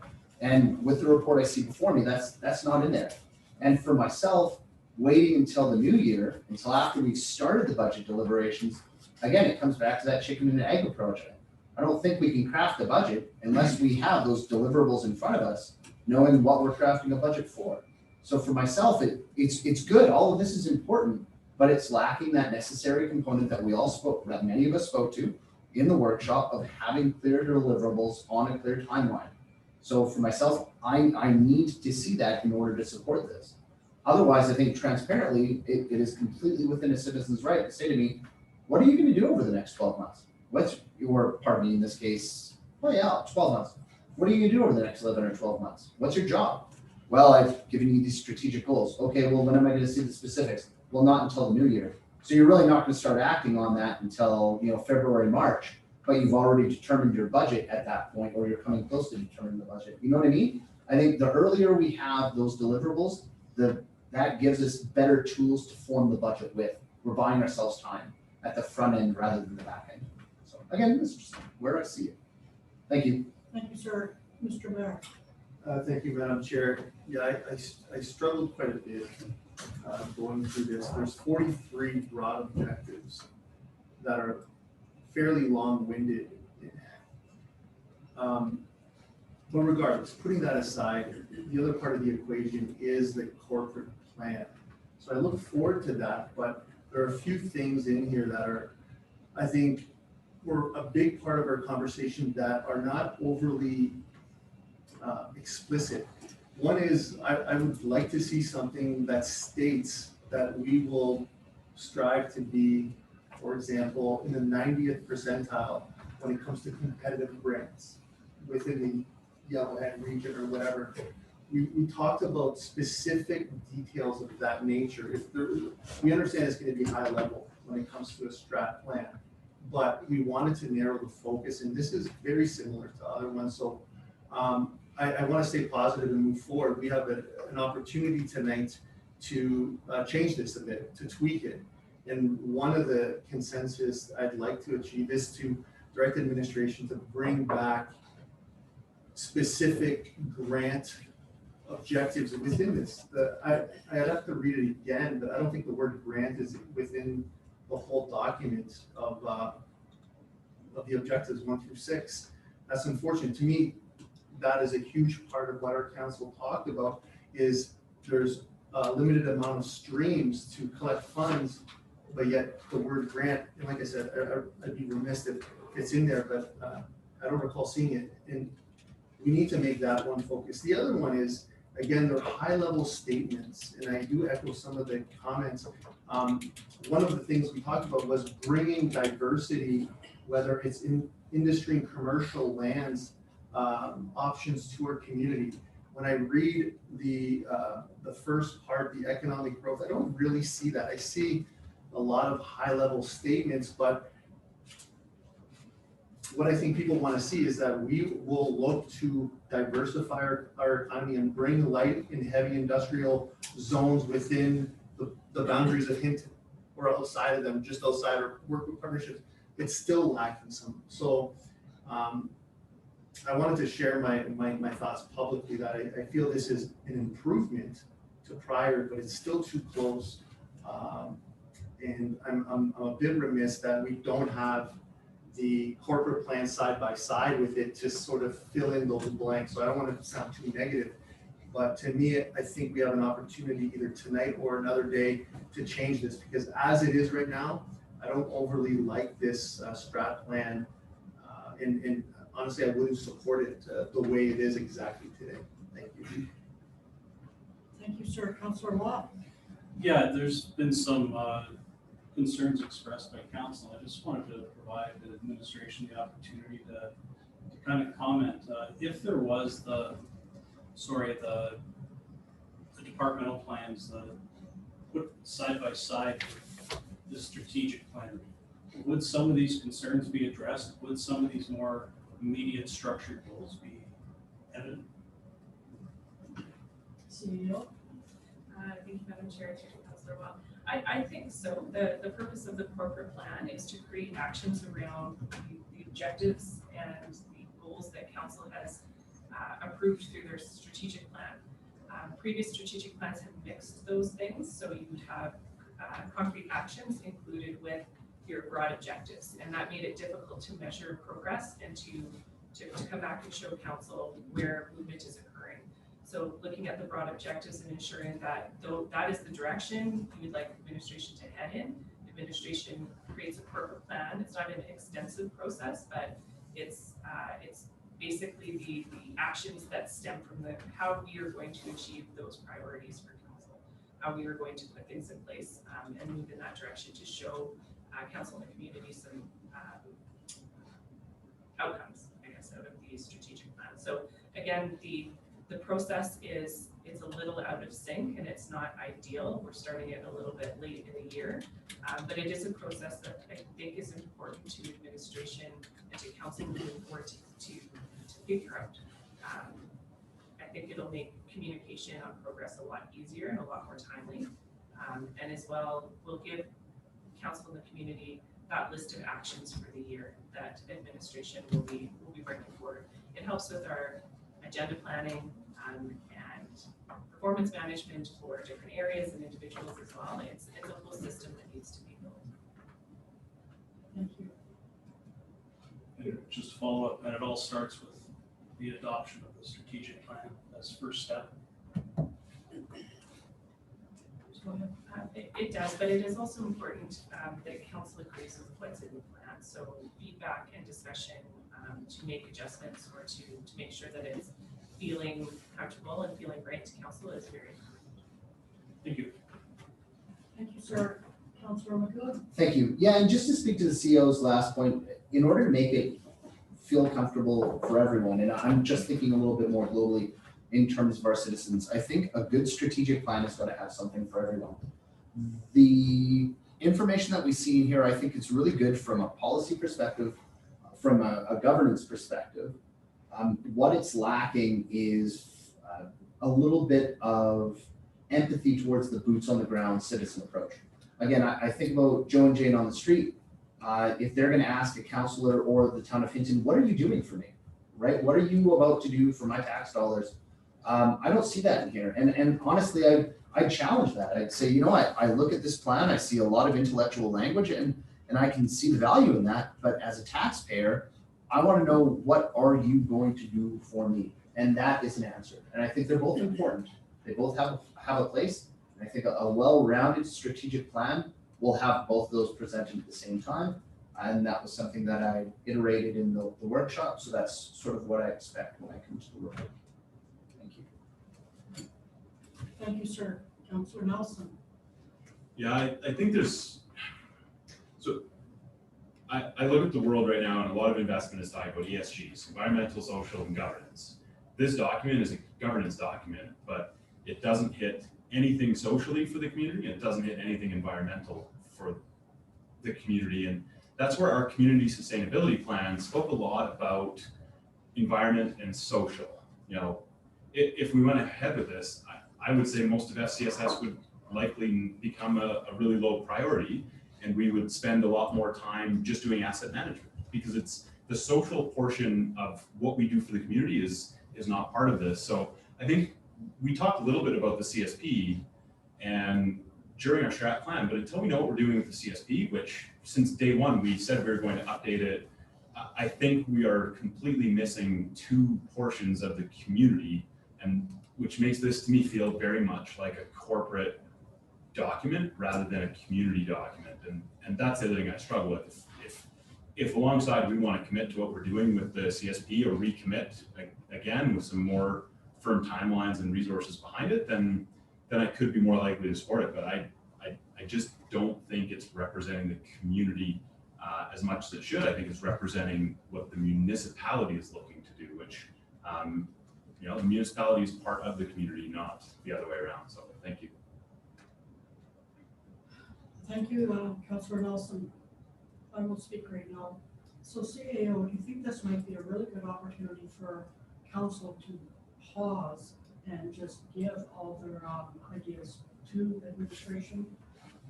You know, because you've heard a lot tonight, you know, what is missing, what they would like to see. Go ahead. Thank you, Madam Chair. Just clarification on what you mean by that, I guess. Well, to pause and go yeah. around the table, or pause and bring this back at a future meeting after some additional feedbacks we've received. Yes, so being chair, I can't make the motion, but I'm seeing that one of your options is, option 2 is to come back with amendments. Option 3 is to come back to another standing committee meeting. And maybe, you know, if I'm not supposed to be doing this, you guys, you tell me, okay? Please. So if option 3 is to bring it back to another standing committee meeting, but prior to doing that, you are requesting all of the information that you feel is missing from that strat plan that's been presented. Does that sound good? That's absolutely an option for council. So, council, we do not have a motion on the floor. Yes, sir.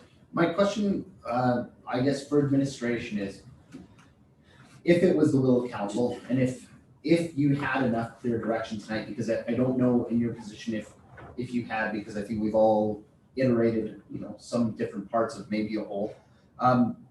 What sort of time frame would be good for administration to bring this back to a standing committee? How much time do you think you might need? Thank you, Madam Chair. I guess without knowing the full scope of feedback and change that council would be expecting, it's a little bit difficult to answer. So if we're looking to change or improve upon the priority focus areas to be more reflective of the community, or if we're looking to add appendix items that are maybe more of that corporate plan flavor that includes more action items as an attachment to this document. There's varying degrees of timeline, I suppose. We're also preparing for budget as well. This goes hand in hand, and we're working on our own timeline, I guess, is what I'm trying to say. So depending on the scope of the, it could be a couple of weeks, but we would prioritize it alongside budget to ensure that council has a look at it as well.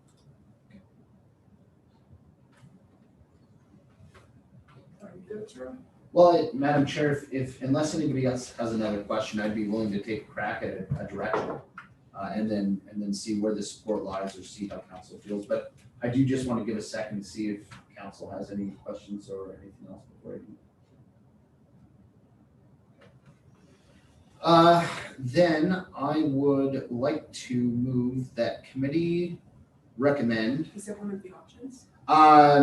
Let me see here. I do have to check the wording. Yes, it would be 3. But I think we probably, for administration and council, want to put a date on that.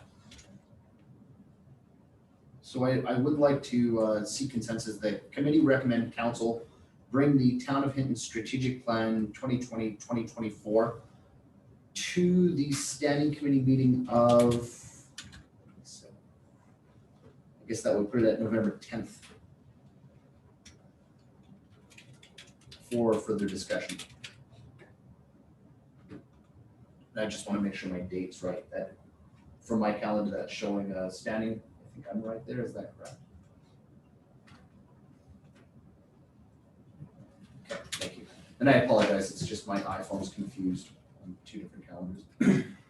And then, Madam Chair, if I can just speak to it, but only from my own perspective, I think what that allows us some time to do is provide administration with our own individual feedback, if anything hasn't been captured already in our discussions. Give administration a little bit of a chance to put their heads together and see how they want to potentially make changes or modify that document and bring it back to standing committee for a discussion. Again, my high level concern in putting this forward really does center around that boots on the ground approach.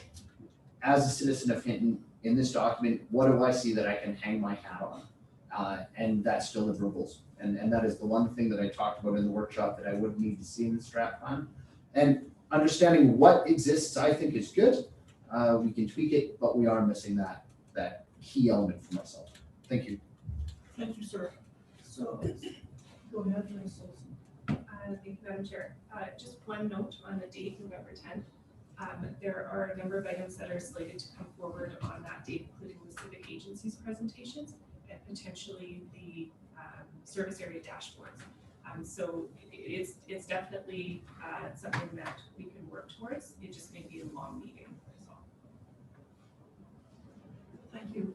One thing I do want to add here is your motion is requesting that this strategic plan comes back to us.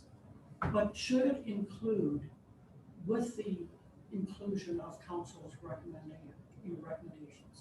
We just don't want the same thing coming back. We want. If I may? Yes. Sorry, I'm assuming that was a direct question, Madam Chair. Yeah. I think that's where we're going to have to rely on the feedback of council and see really, I mean, if the majority of council gives feedback to administration saying that we would like to see some measure of a dashboard or of a plan laying out what the next 11 months looks like in terms of, actionable items, then I would say that administration is going to have to use their judgment in hearing that. If only one of us brings that forward, if I'm the only one bringing that concern forward, that's not the majority. And I'm assuming administration will sort of take that into account and identify that in their report. Again, unless we're willing to sit down and hammer on a line by line item right now, what we want an updated report to look like, which, I mean, we could. If administration doesn't have clear consensus, we can do that. I'm open to hearing that. So it's part of the discussion right now, I guess. Mr. Mayor. Thank you, Madam Chair. I guess two things. One, and if it doesn't need to be in there, that's fine, but I was thinking, should it say to bring an amended Town of Hinton strategic plan? Yeah. But secondly, I guess my question to council is, are we okay with 43 broad objectives? And I'm asking that as like, I'd rather give some joint consensus or direction here today in a public forum where we have a conversation about what we, all six of us who are present, think collectively. Otherwise, it might be a little bit difficult for administration to take conflicting thoughts. So I'd like to iron out. And to me, I would like for this to come back with much less broad objectives. I think 43 is just too much. So those are my thoughts. If we had 20 broad objectives, and I'd like for them to be more specific and concise. That was my expectation. That would be a good start. And if we can present the public something that's more focused and narrow on a strategic plan, giving that it obviously has to be to some extent high level, I'd be more comfortable, at least starting with that. Thanks. Councilor McGowan? Well, and I think then another possible option, and I could certainly withdraw my direction on the table if council wanted it, was we also could look at the option of setting a special meeting for the purposes of working with the document, providing our input between now and the next standing committee or the next regular council even, to try and create some amendments which could be brought forward. But I think maybe that would probably be best served as a meeting on its own. It does mean a little bit more work on our part, but I think that's why we have the jobs, to make those sorts of decisions and do the footwork. And I'm okay with that. Thank you, sir.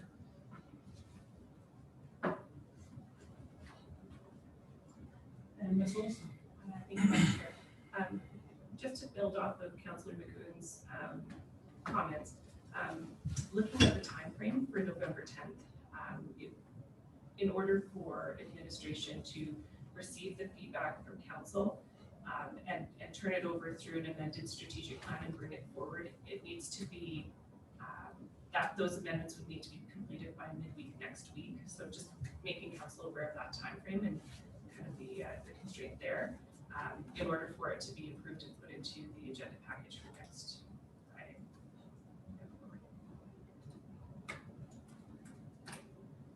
Councillor McGoon? Well, we haven't set the agenda yet until tomorrow for next week. How does council feel about, and I'd just like to hear opinions about a special meeting following regular council on Tuesday, or another special meeting next week or this week?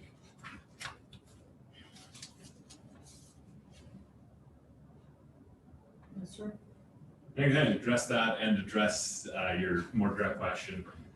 I personally have no desire to actually engage further. We spent 8 hours, a full day with a facilitator to get to this point. And to me, it's missed the mark. And I don't want to spend a whole bunch more time trying to change something that I don't think we're going to get there in 2 hours or 3 hours. I think where maybe we'll get there is during budget. That might, the concerns about 43 objectives, maybe we have a clear idea of what our objectives and deliverables are at the end of November.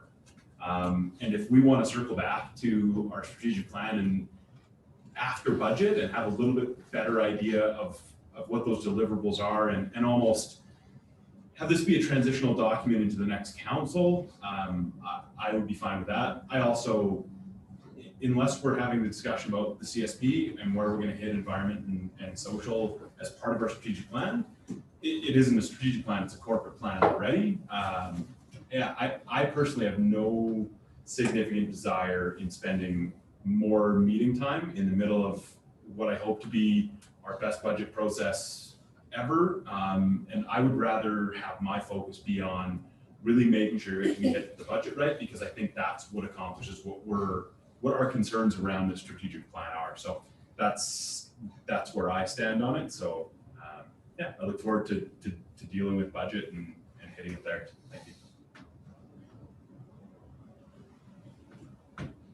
Councillor Waugh? Thank you, Madam Chair. And I would agree with Councillor Nelson in the sense that I don't know how much more time we should be spending on this strategic plan. But I disagree with Councillor Nelson about this missing the mark. This document is supposed to represent our discussions that day. And I think while there is some emphasis lost on some nuances of it, there are a couple points that are missing. I think it's a pretty fair representation of what we discussed that day, and that was the job of this document. So if there are broader concerns about things that are missing, then that was something to address that day, I think. So I would, I think if councillors have specific issues, like if there's a couple items that they want dropped or they want emphasized, I think we need to discuss this now and move on, as opposed to trying to schedule another special meeting. Thank you. Thank you, sir. Councillor McGoon? Yeah, and I do want to sort of tag off what Councillor Waugh had just said.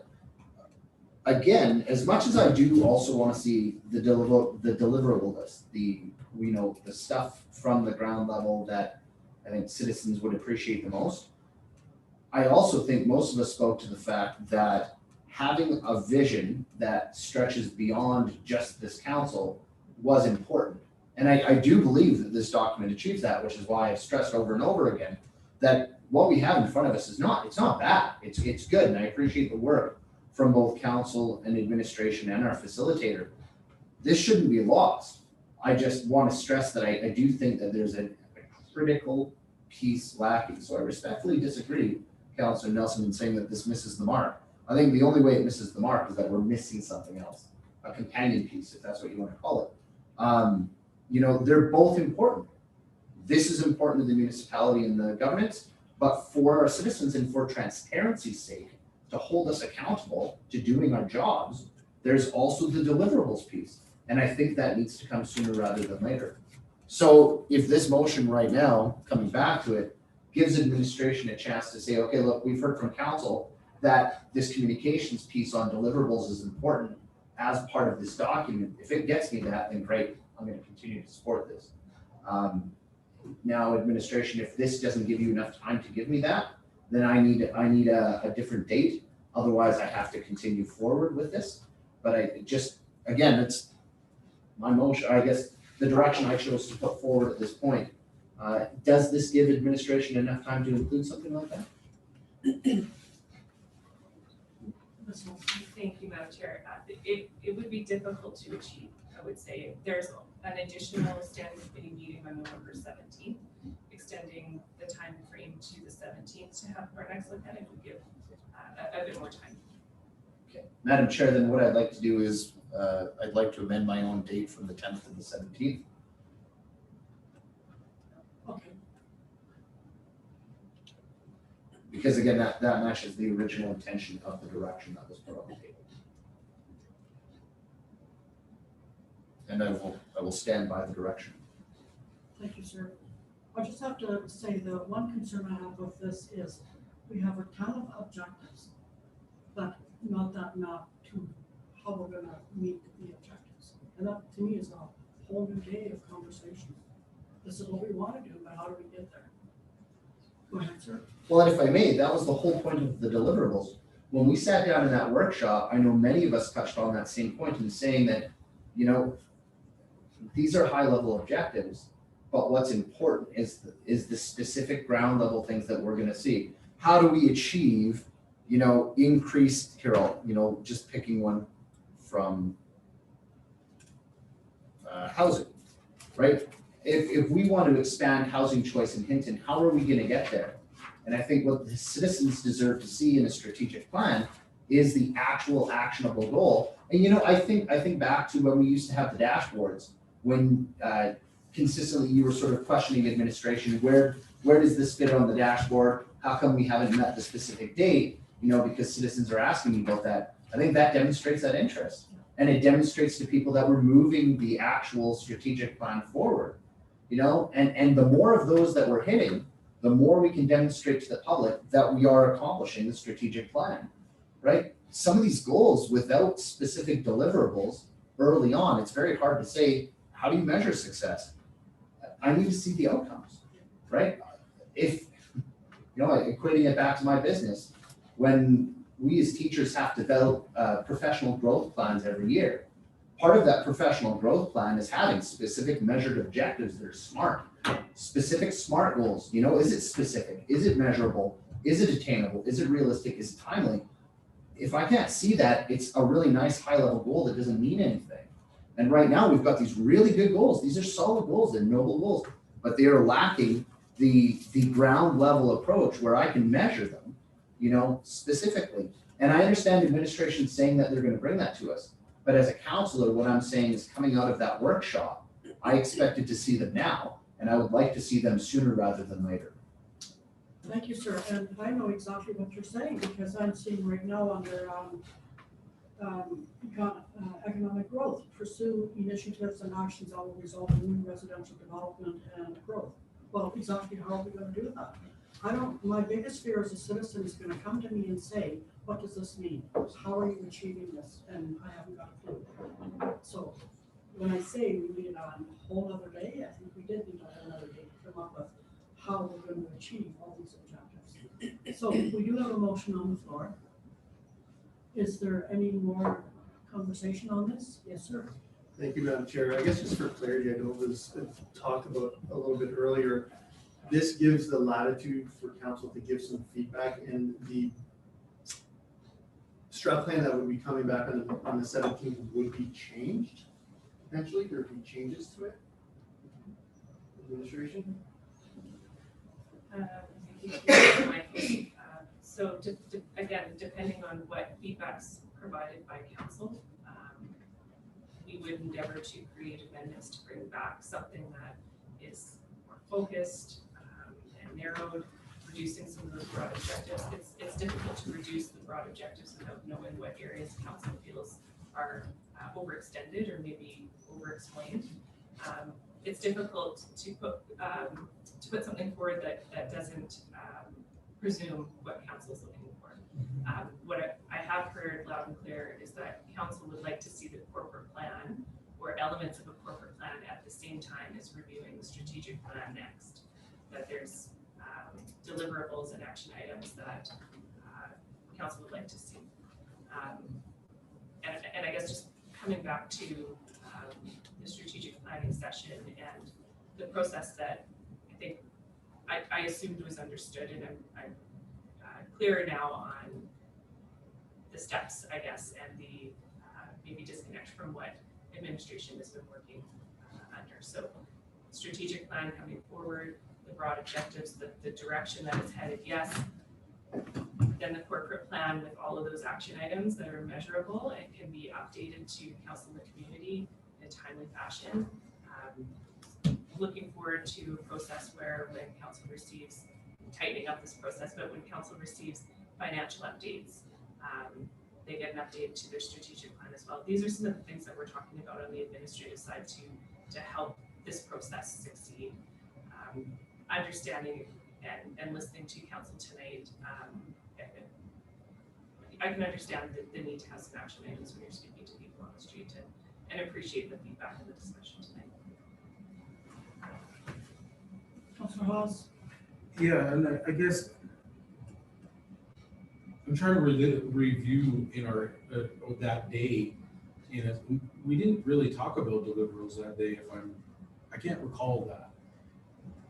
And maybe I'm wrong. Maybe I mean, we talked about overview stuff, but I don't recall. We might have talked about specific, like that we want to see deliverables, but what those deliverables are, I don't recall that part of the conversation. I guess maybe I'm wrong. So I see some hands fly up. So maybe, because I guess where I'm at is that how, I guess deliverable wise, how that would be part of this particular document if I don't recall that conversation. That's the only thing I'm thinking of. So, because I mean, I said something like that. I guess I'm assuming I'm hearing deliverables, but I haven't heard any examples of deliverables either. Like what is an example of a deliverable that somebody's got in mind, I guess, is where I'm at, you know, that would have got into this document, I guess. So. Thank you, Councillor Hawes. I just want to assure that this conversation is aligned with this motion that's on the floor. And it kind of is, for me, if we can have that conversation tonight to give the administration something to consider, you know, moving forward, and I don't know, I guess that's where I'm at, is because we're going to send them back with, we say these deliverables, then we expect them to come up with the deliverables, but whether that's what the council wants as deliverables, you know, then we're going to go back to it again. So I guess that's where I'm at, is I don't want it to come back if there's nothing specific given to administration to bring back. So. Thank you, sir. Councillor Lagoon. Yeah, and just to speak to that, there were, I know for myself, a number of times where our facilitator had said, well, trust in the process, what we're going to do is we're going to deal with these high level issues, which will then, you know, feed into specific things that you'll see on the agenda where administration is delivering on your strategic plan. Mm-hmm. And there, at least myself, and I know at least several other councillors had walked in and said, well, what I need to see is, you know, what items are we tackling over the next period of time so that the citizens, again, can hold us to account. You know, are you dealing with procedural bylaw? You know, if we're talking about governance as an example, council has expressed some concerns with procedural bylaw. You know, are you dealing with that? Is that on your agenda in the next 3 months? Well, if it's not, why not? Because you said it's a problem, you know, those sorts of things. So how does this strategic plan feed into our calendar over the next 11 months. And also, I think it does address the far-reaching plan really well. It does that well, right? I just don't think that it's, again, now only speaking for myself, that it doesn't address that immediate 11-month calendar that I think citizens deserve to see. Thank you, sir. Councillor Wah. Thank you, Madam Chair. And speaking to what's up on the board, I'm willing to support it if we have some tangible amendments that the administration can take back and present to us. Otherwise, I'm in the same boat as Councillor Hawes. I'm not sure what we're hoping to achieve by pushing this down the road. As far as the expectations coming out of strat planning, I think the document we have before us is what I had envisioned as being the first step in that, that longer process where administration was going to take, it was going to feed into some administrative planning, it was going to feed into our budget. With that said, I acknowledge what some of the other councillors have said, and it would be nice to have maybe a top sheet with some, some quicker achievables that can be communicated to the public. I understand that, but as far as this document, as part of the new start, the new process, I think this, like I said, there's some items within it that I think could be emphasized a little differently, and I'm willing to entertain a discussion about those.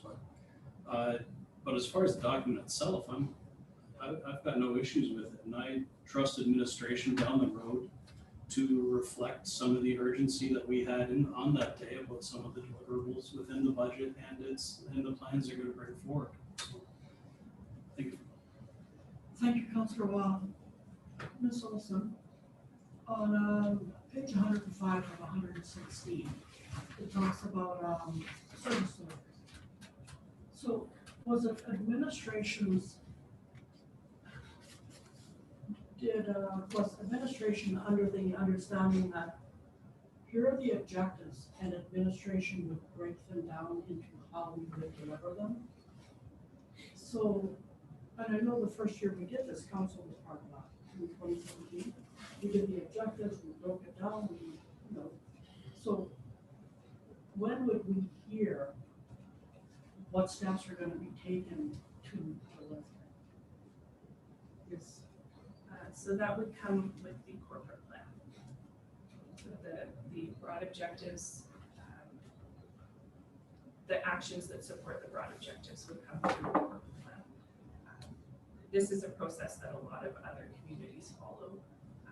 They do their strategic plan, they have the accompanying document that council sees and can weigh in on what's included in those action items and ultimately endorse for administration to move forward in achieving those.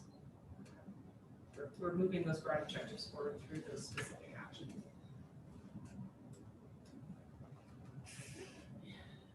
My concern is we've got a year left. We've got a year left to get some work done, and that year is going to go by really, really quick. And that's concerning to me. Go ahead, sir.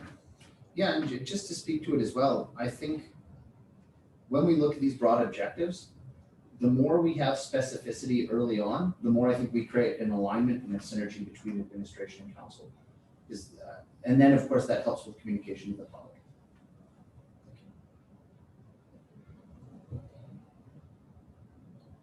Okay.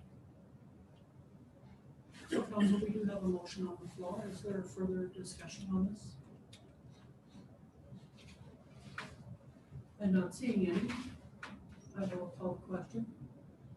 The council recommend council bring the Town of Hinton Strategic Plan 2020-2024 to the November 17th, 2020 Standing Committee meeting for further discussion. All those in favor? All those opposed? And it's a tie. Was it Councillor Wall, were you for? That was, Who was the third for? Not me. it was only 2 4s. No, there's three. There was three. You did, okay. It was, I should have went higher. So you, I yeah, can see that. Wamagoon Michaels. Yeah, sorry. Wamagoon and Michaels. Thank you very much. Not myself.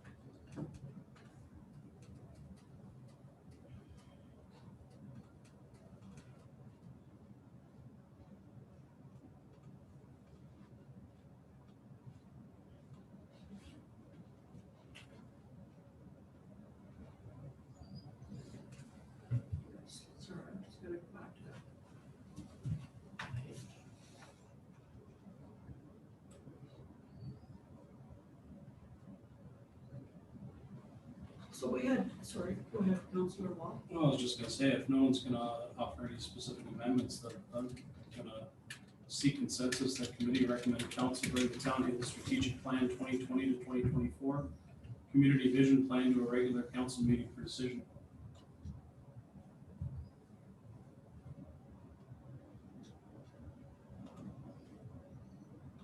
If I can speak to it. Yes, sir. We've talked around this for a while now, and we look to bring it back to another standing committee to maybe get some amendments made. That was voted down, so I just want to see this move forward as part of the process, so. Thank you. Mr. Mayor. Thank you, Madam Chair. I guess my question to administration would be, if the plan isn't approved, what does that do to any potential corporate plan? Thank you, Madam Chair. It's important to have the strategic direction determined prior to creating a corporate plan that would be brought forward to council for endorsement. That doesn't mean that administration wouldn't follow the same practices we have been following to date, which is creating actions around what we understand Hinton's strategic, or the council strategic plan. It's just a little less focused, and there isn't the sheet of deliverables that council is interested in seeing. Thank you. Thank you, Mr. Mayor.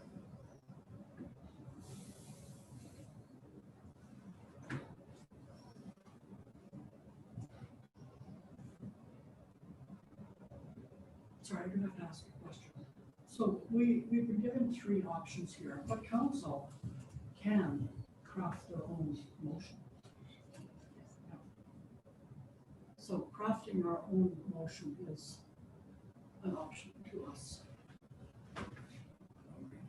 So council, we do have a motion on the floor. Is there further discussion? And seeing none, I will call the question.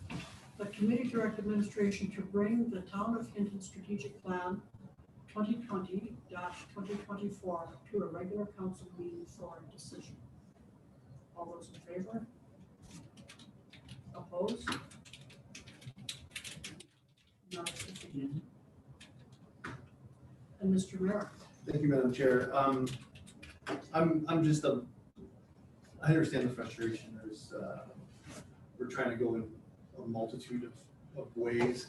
I'm of the mindset, if I don't overly support the strategic plan the way it is, I'd rather just go through the budget process, focus on the next year, and then look at the corporate plan and also this after that. And if we have to get it right later in the year of 2021, then so be it. But I'd rather not support a document that that still has, I think, too many directions, because that's going to create the priority list from administration's viewpoint. So I think we're not in a bad place. I'm happy we didn't move forward with something that we didn't collectively support. So I'm of the mindset of just going on with the budget process and reconvening another day to amend these two together. Thank you. Thank you, sir. Councillor Nelson. I share a lot of what Mayor Michaels is saying. I think one of the pitfalls with our first strategic plan is that council didn't feel true ownership of it. And because of that, we didn't reference it often. We didn't share it with citizens that often. And seeing the conversation that we're having, even if we approved it today, it wouldn't be something that council felt. It's almost like a begrudging acceptance of something because we went through the process.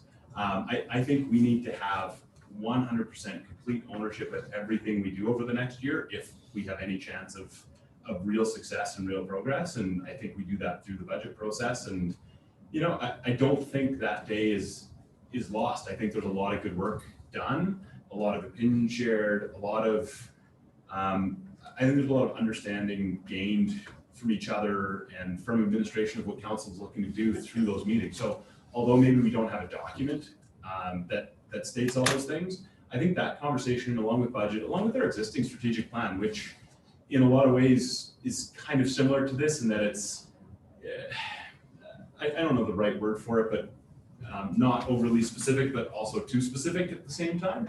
I think we can productively move forward over the next month with budget and over the next year of our final year as council. So I think we're probably doing the right thing to kind of move past this and crush budget and really succeed at that. So thank you.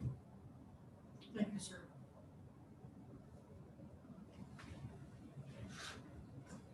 So we don't have a motion on the floor. And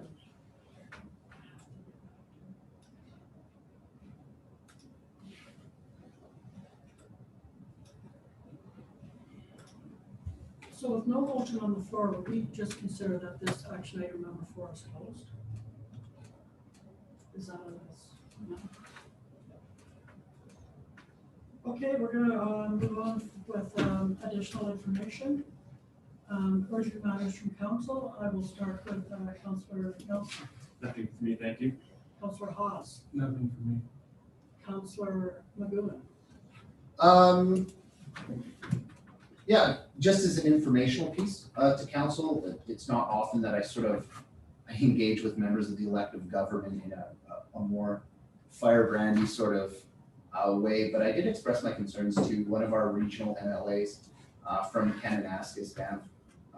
There was some language that was through her social media, sort of accepting of a bit of a myth that the Canadian federal government was responsible for creating concentration camps in Canada dealing with COVID, and I challenged that. I was not comfortable with that sort of language from an elected official.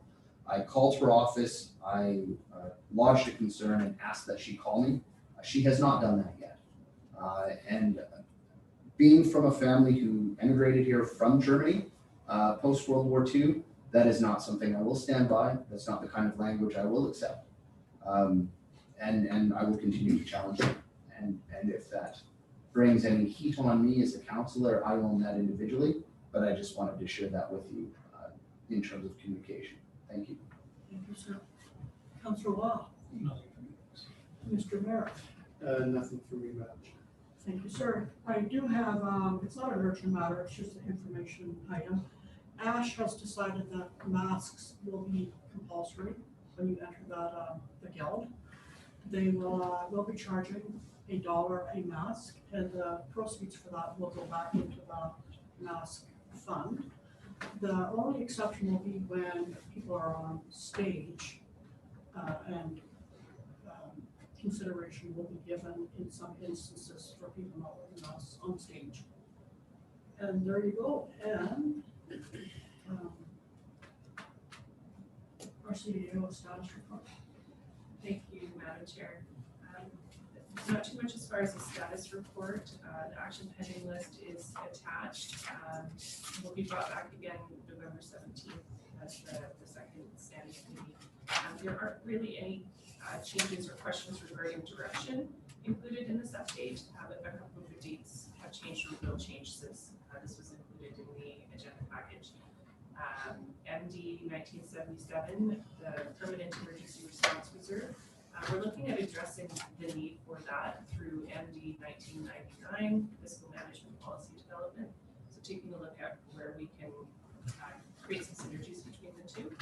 So that's underway.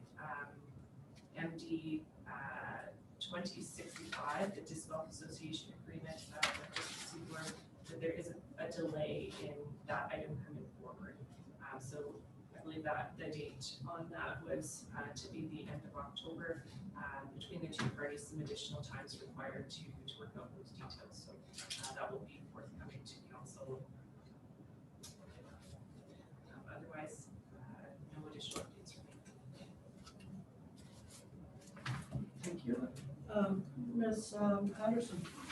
I'm sorry. Are we able to ask questions about the action pending Oh, of list? course, yes. So on MD 1686, which is on the second item on the first page, it talks about bring back alternatives to be used to replace the logs and benches and structures in the first quarter of 2019.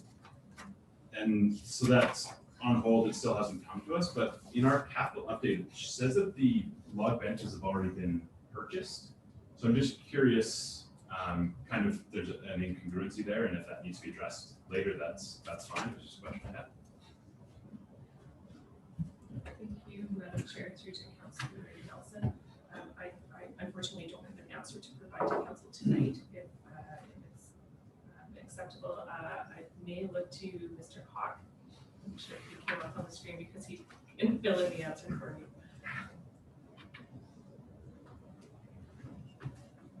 Mr. Hawk? Sorry, the sound system I can't hear. I can barely hear. Can you please repeat the question, please?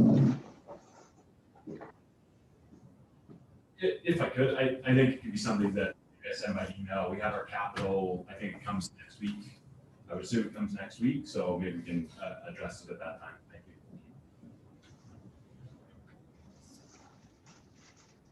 you. Did he hear any of that? No, just so that we let him know what's happening in the room. Mr. Hawk, did you hear any of that information? The system is very low. I can barely hear.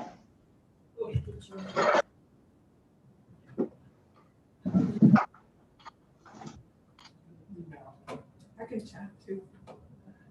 If it's okay, Madam Chair. Mr. Hawk, we will be receiving that question through email and we'll update council as appropriate after that. Thank you. If I get that email, the question, I'll respond to that. Thank you. So do you have another question? Did, yeah. MD 2002, which is page 4 of 8, a report on the rec center coming forward was a due date of June 30th. And there's 4 or 5 different other things that are kind of pending that. Are we expecting at any point some sort of report on the rec center so that we can communicate to citizens what we aren't doing over the next really year of our term? Thank you, Madam Chair. On this item, there was some discussion around the capital plan for 2021 and beyond regarding the water treatment plant and the plans to initiate some of progress on next steps on water treatment plant projects. So looking, I believe in the conversation that was had with council, there was a request to bring some of that information forward around the status of the water treatment plant and any decisions through the capital plan that would be made to advance that. So that, I don't know that that was clear in that action item, but my understanding was that before that report on the rec center could come forward, there was additional information required on the water treatment plant and the possible financial impacts. Good, sir. Can I follow up on that, Madam Chair? So what would be the timeline, I guess, to get that info for the water treatment plant in conjunction with the rec center policy? Thank you through to Mayor Michaels. The intention has been to bring that report through the fall, and it has been delayed. Providing that information to council prior to budget was also the intention. Fortunately, I've been working on an update to bring to council and some additional discussions needed before that happens. I would seek to bring something to council before the budget discussion, so at the latest November 17th. Can I just follow up on water treatment or rec center? Water treatment plant. I think one of the concerns I have is that when we started deferring the rec center and waiting, like one thing contingent on the other thing, contingent on the other thing, it's a very different lens now in that different levels of government are through many different ways providing large sums of capital to help communities move forward. And when we initially started deferring all of these things, that was certainly not the case. So I don't know how much longer we want to wait until, like if we're waiting until we have 100% certainty on exactly what's happening to the water treatment plant before we talk rec center, then in my opinion, we should just make a motion to pitch all rec center stuff for the rest of our term, because we're not going to have certainty with the water treatment plant until it's a lot further into its maturity, unless we're going to somehow accelerate that project, which that's the will of council, then so be it. But I'm struggling because citizens are asking more than ever about things like rec centers, and my only answer is that we're waiting for stuff and it's past when we thought it would come. And so I'm struggling with how to engage citizens specifically with the rec center right now. Thank you. Thank you, sir. Councillor McGowan. Yeah, that's a great conversation piece, especially for right now. I think understanding the reality that, strangely enough, we do have two different levels of government that are working hard to give money to large scale projects is an opportunity. And we have, as a council, we addressed our concern about this certainly earlier on, but I think there's an opportunity here to capitalize on the fact that we've heard from our representatives that there are some avenues that still exist to get large scale funding. And so I think Councillor Nelson's right. This might be a really good avenue early on to pull back from that delayed, we're not going to look at the rec center until we've totally dealt with the water treatment facility, and really pitch, I think, both projects to both levels of government to say, look, here's where we're at. We know you're looking to invest some grant funding. What can you do for us? We've had that request directly from our MLA, right? He's like, come talk to us, get this in front of us. We understand these are not fully fleshed out. Help us help you. Let's do that. Let's capitalize on that.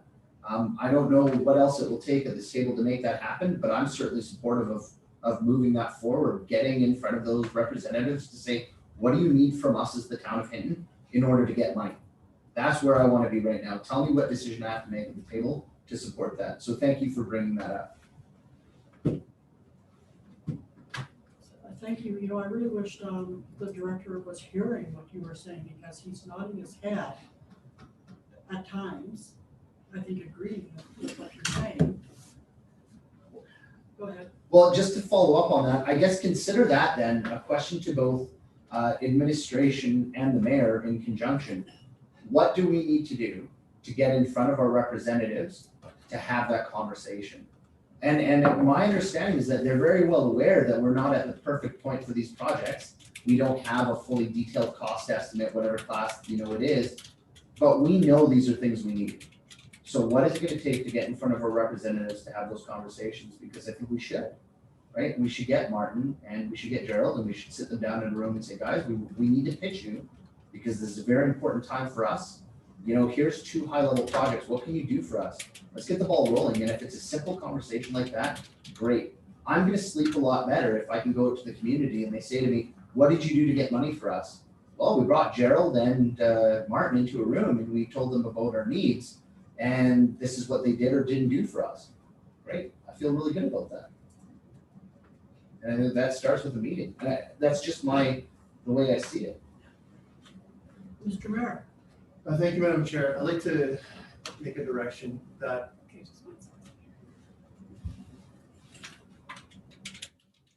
council direct administration to bring the water treatment plant report pertaining to MV 2002 the November 17th standing committee meeting.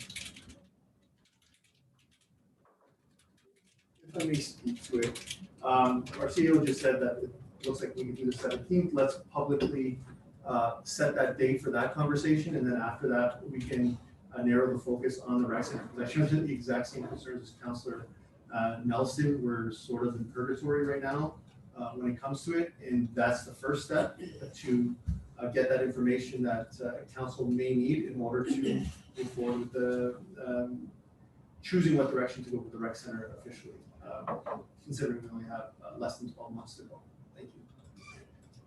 Thank you, sir. Councillor McGowan. Yeah, I'm going to try and pitch a direction as well, because I feel like now's the time for it and it's going to make me feel better. I'd like to seek consensus.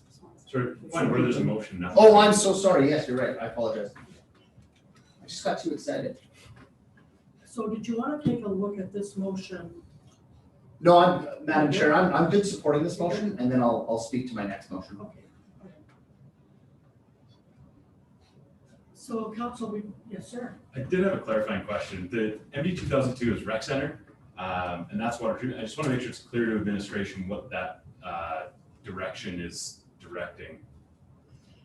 So if I may, Madam Chair, just sort of reiterating a bit of the conversation that the rec center items will remain unchanged due to, and the reason was getting the report for the water treatment plant needed to come to council prior in order to then continue any of the rec center stuff. I don't know if the CEO would want to elaborate, but that was my understanding, that that's why we were not getting any of the rec center stuff for the date of June 30th, 2020. That there was something impeding it, which was a previous motion or direction in order to halt it.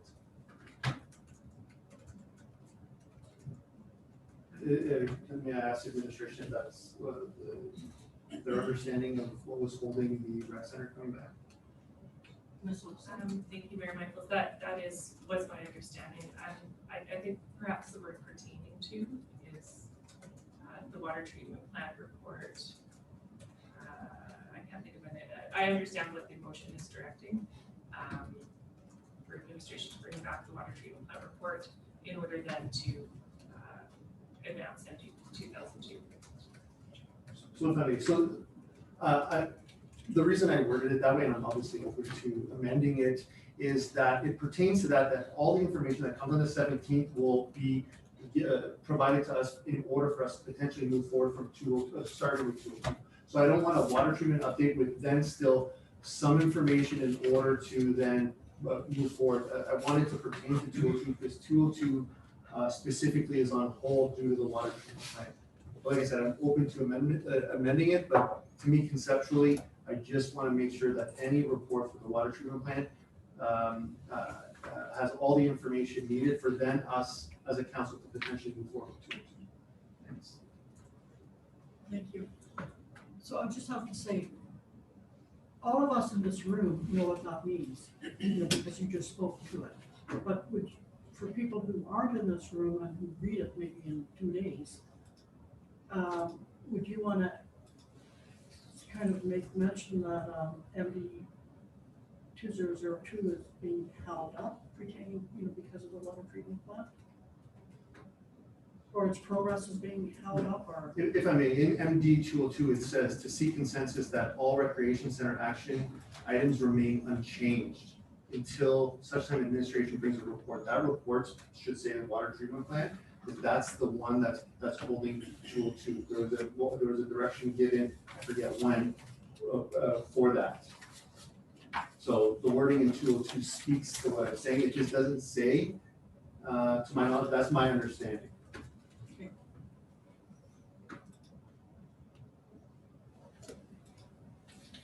So council, we do have a motion on the floor. Is there more discussion on this?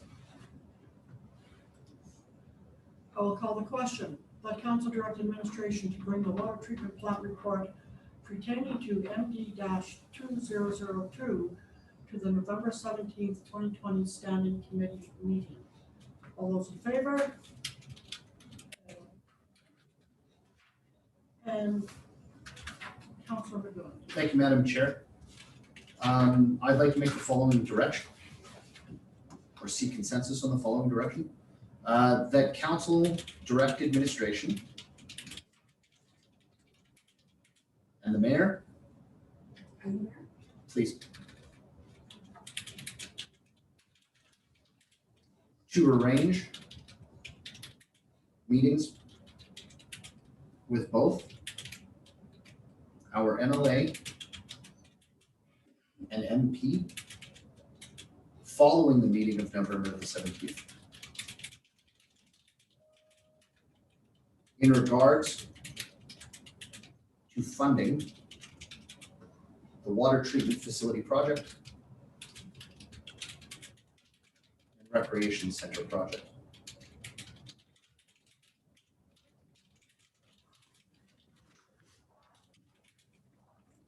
Then, Madam Chair, if I can speak to that, please. Yes, sir. This is born out of the reality that Councilor Nelson had mentioned in that we have some fiscal opportunities. We did not get a chance to capitalize on certain grants. So as a counselor, in order to do my diligence, I have to make sure that understanding, I think that both of these are necessary for the future of the community, and I've heard people in our community speak to both of them. I have to find creative ways of making them happen. And I know that we have members of our, other orders of government that have said there is money available, there is funding available. I don't care whether or not we have qualified, class estimates at this point in time. I want to get out in front of them and I want to ask for money so that they know darn well what we need as a town.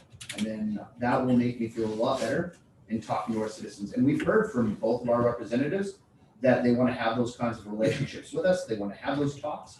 This is a good place to start. And I feel good about this. And just to clarify, I don't mean on November the 17th.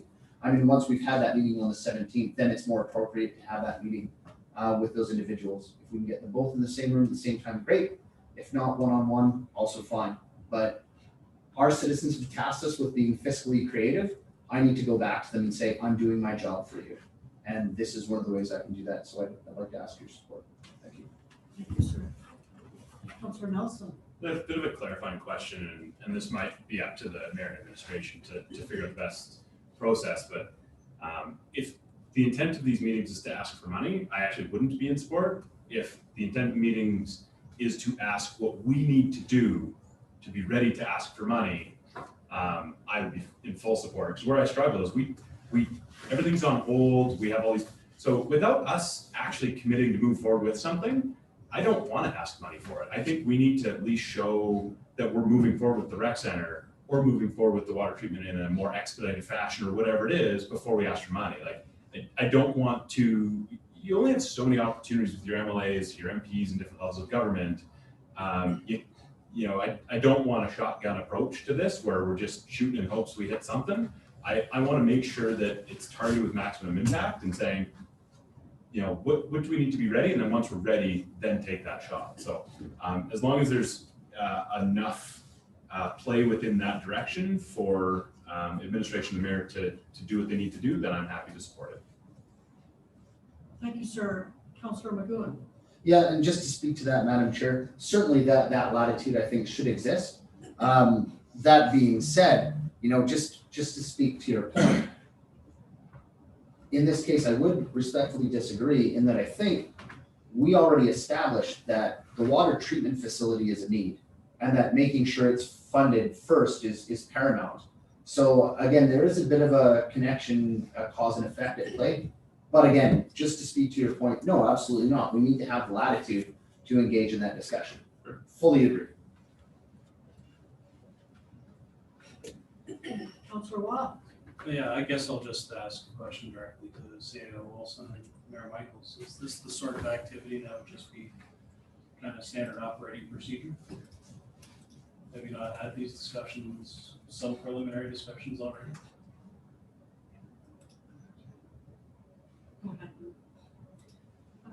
Thank you, Madam Chair. Some discussions, some information has been sent to the MLA. And again, any available grant funding, we've been moving on and submitting applications for.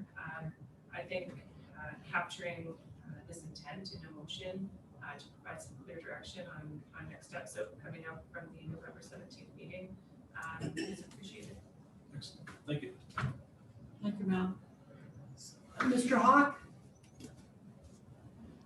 Thank you, Madam Chair. I would like to bring where we are with the application for the water treatment plant so that council is fully aware where we are.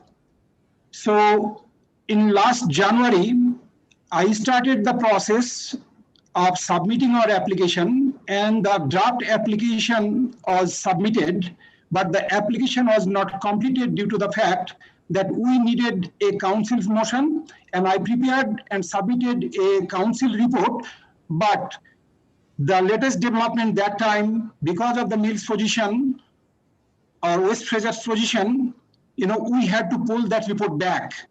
And still we don't know either we are going with a bypass option or we are going with another option. That's why the water treatment plant funding application was never been completed. Thank you. Thank you, sir. Ms. Olson, did you want to speak? Just a bit of assurance to council that this information will be in the report for council's reference. Thank you. Councillor McGowan. Just to speak to the important fact that meeting with both representatives also uncovers other potential grants that we weren't aware of. I think often those meetings, that's one of the strongest things we find out is specific grants that are just coming to the fore that have the potential to provide those revenue streams that we didn't know about. And I think that is integral to the heart of this direction right now, is meeting with our reps so that they can also hear the urgency that we have in providing, you know, these high-level capital services to our citizens. So, thank you. So council, we do have a motion on the floor. Is there further discussion on this? And seeing none, I will call the question. The council direct administration and the mayor to arrange meetings with both our MLA and MP following the meeting of November 17th, 2020 in regards to funding the water treatment facility project and the recreation center project. All those in favor? Thank you, council. Are there any other questions about our action tracking list? Nothing? Okay, we will move on to Ms. Anderson. Do you have anything to add? Just one reminder, we'll be doing the Christmas photo at the November 3rd meeting, which is next week. So try and be here about 3:15 so Josh is able to take the picture and then go do his YouTube. Okay, good, thank you. I'm going to call a short break before we okay? Let's say 7 minutes.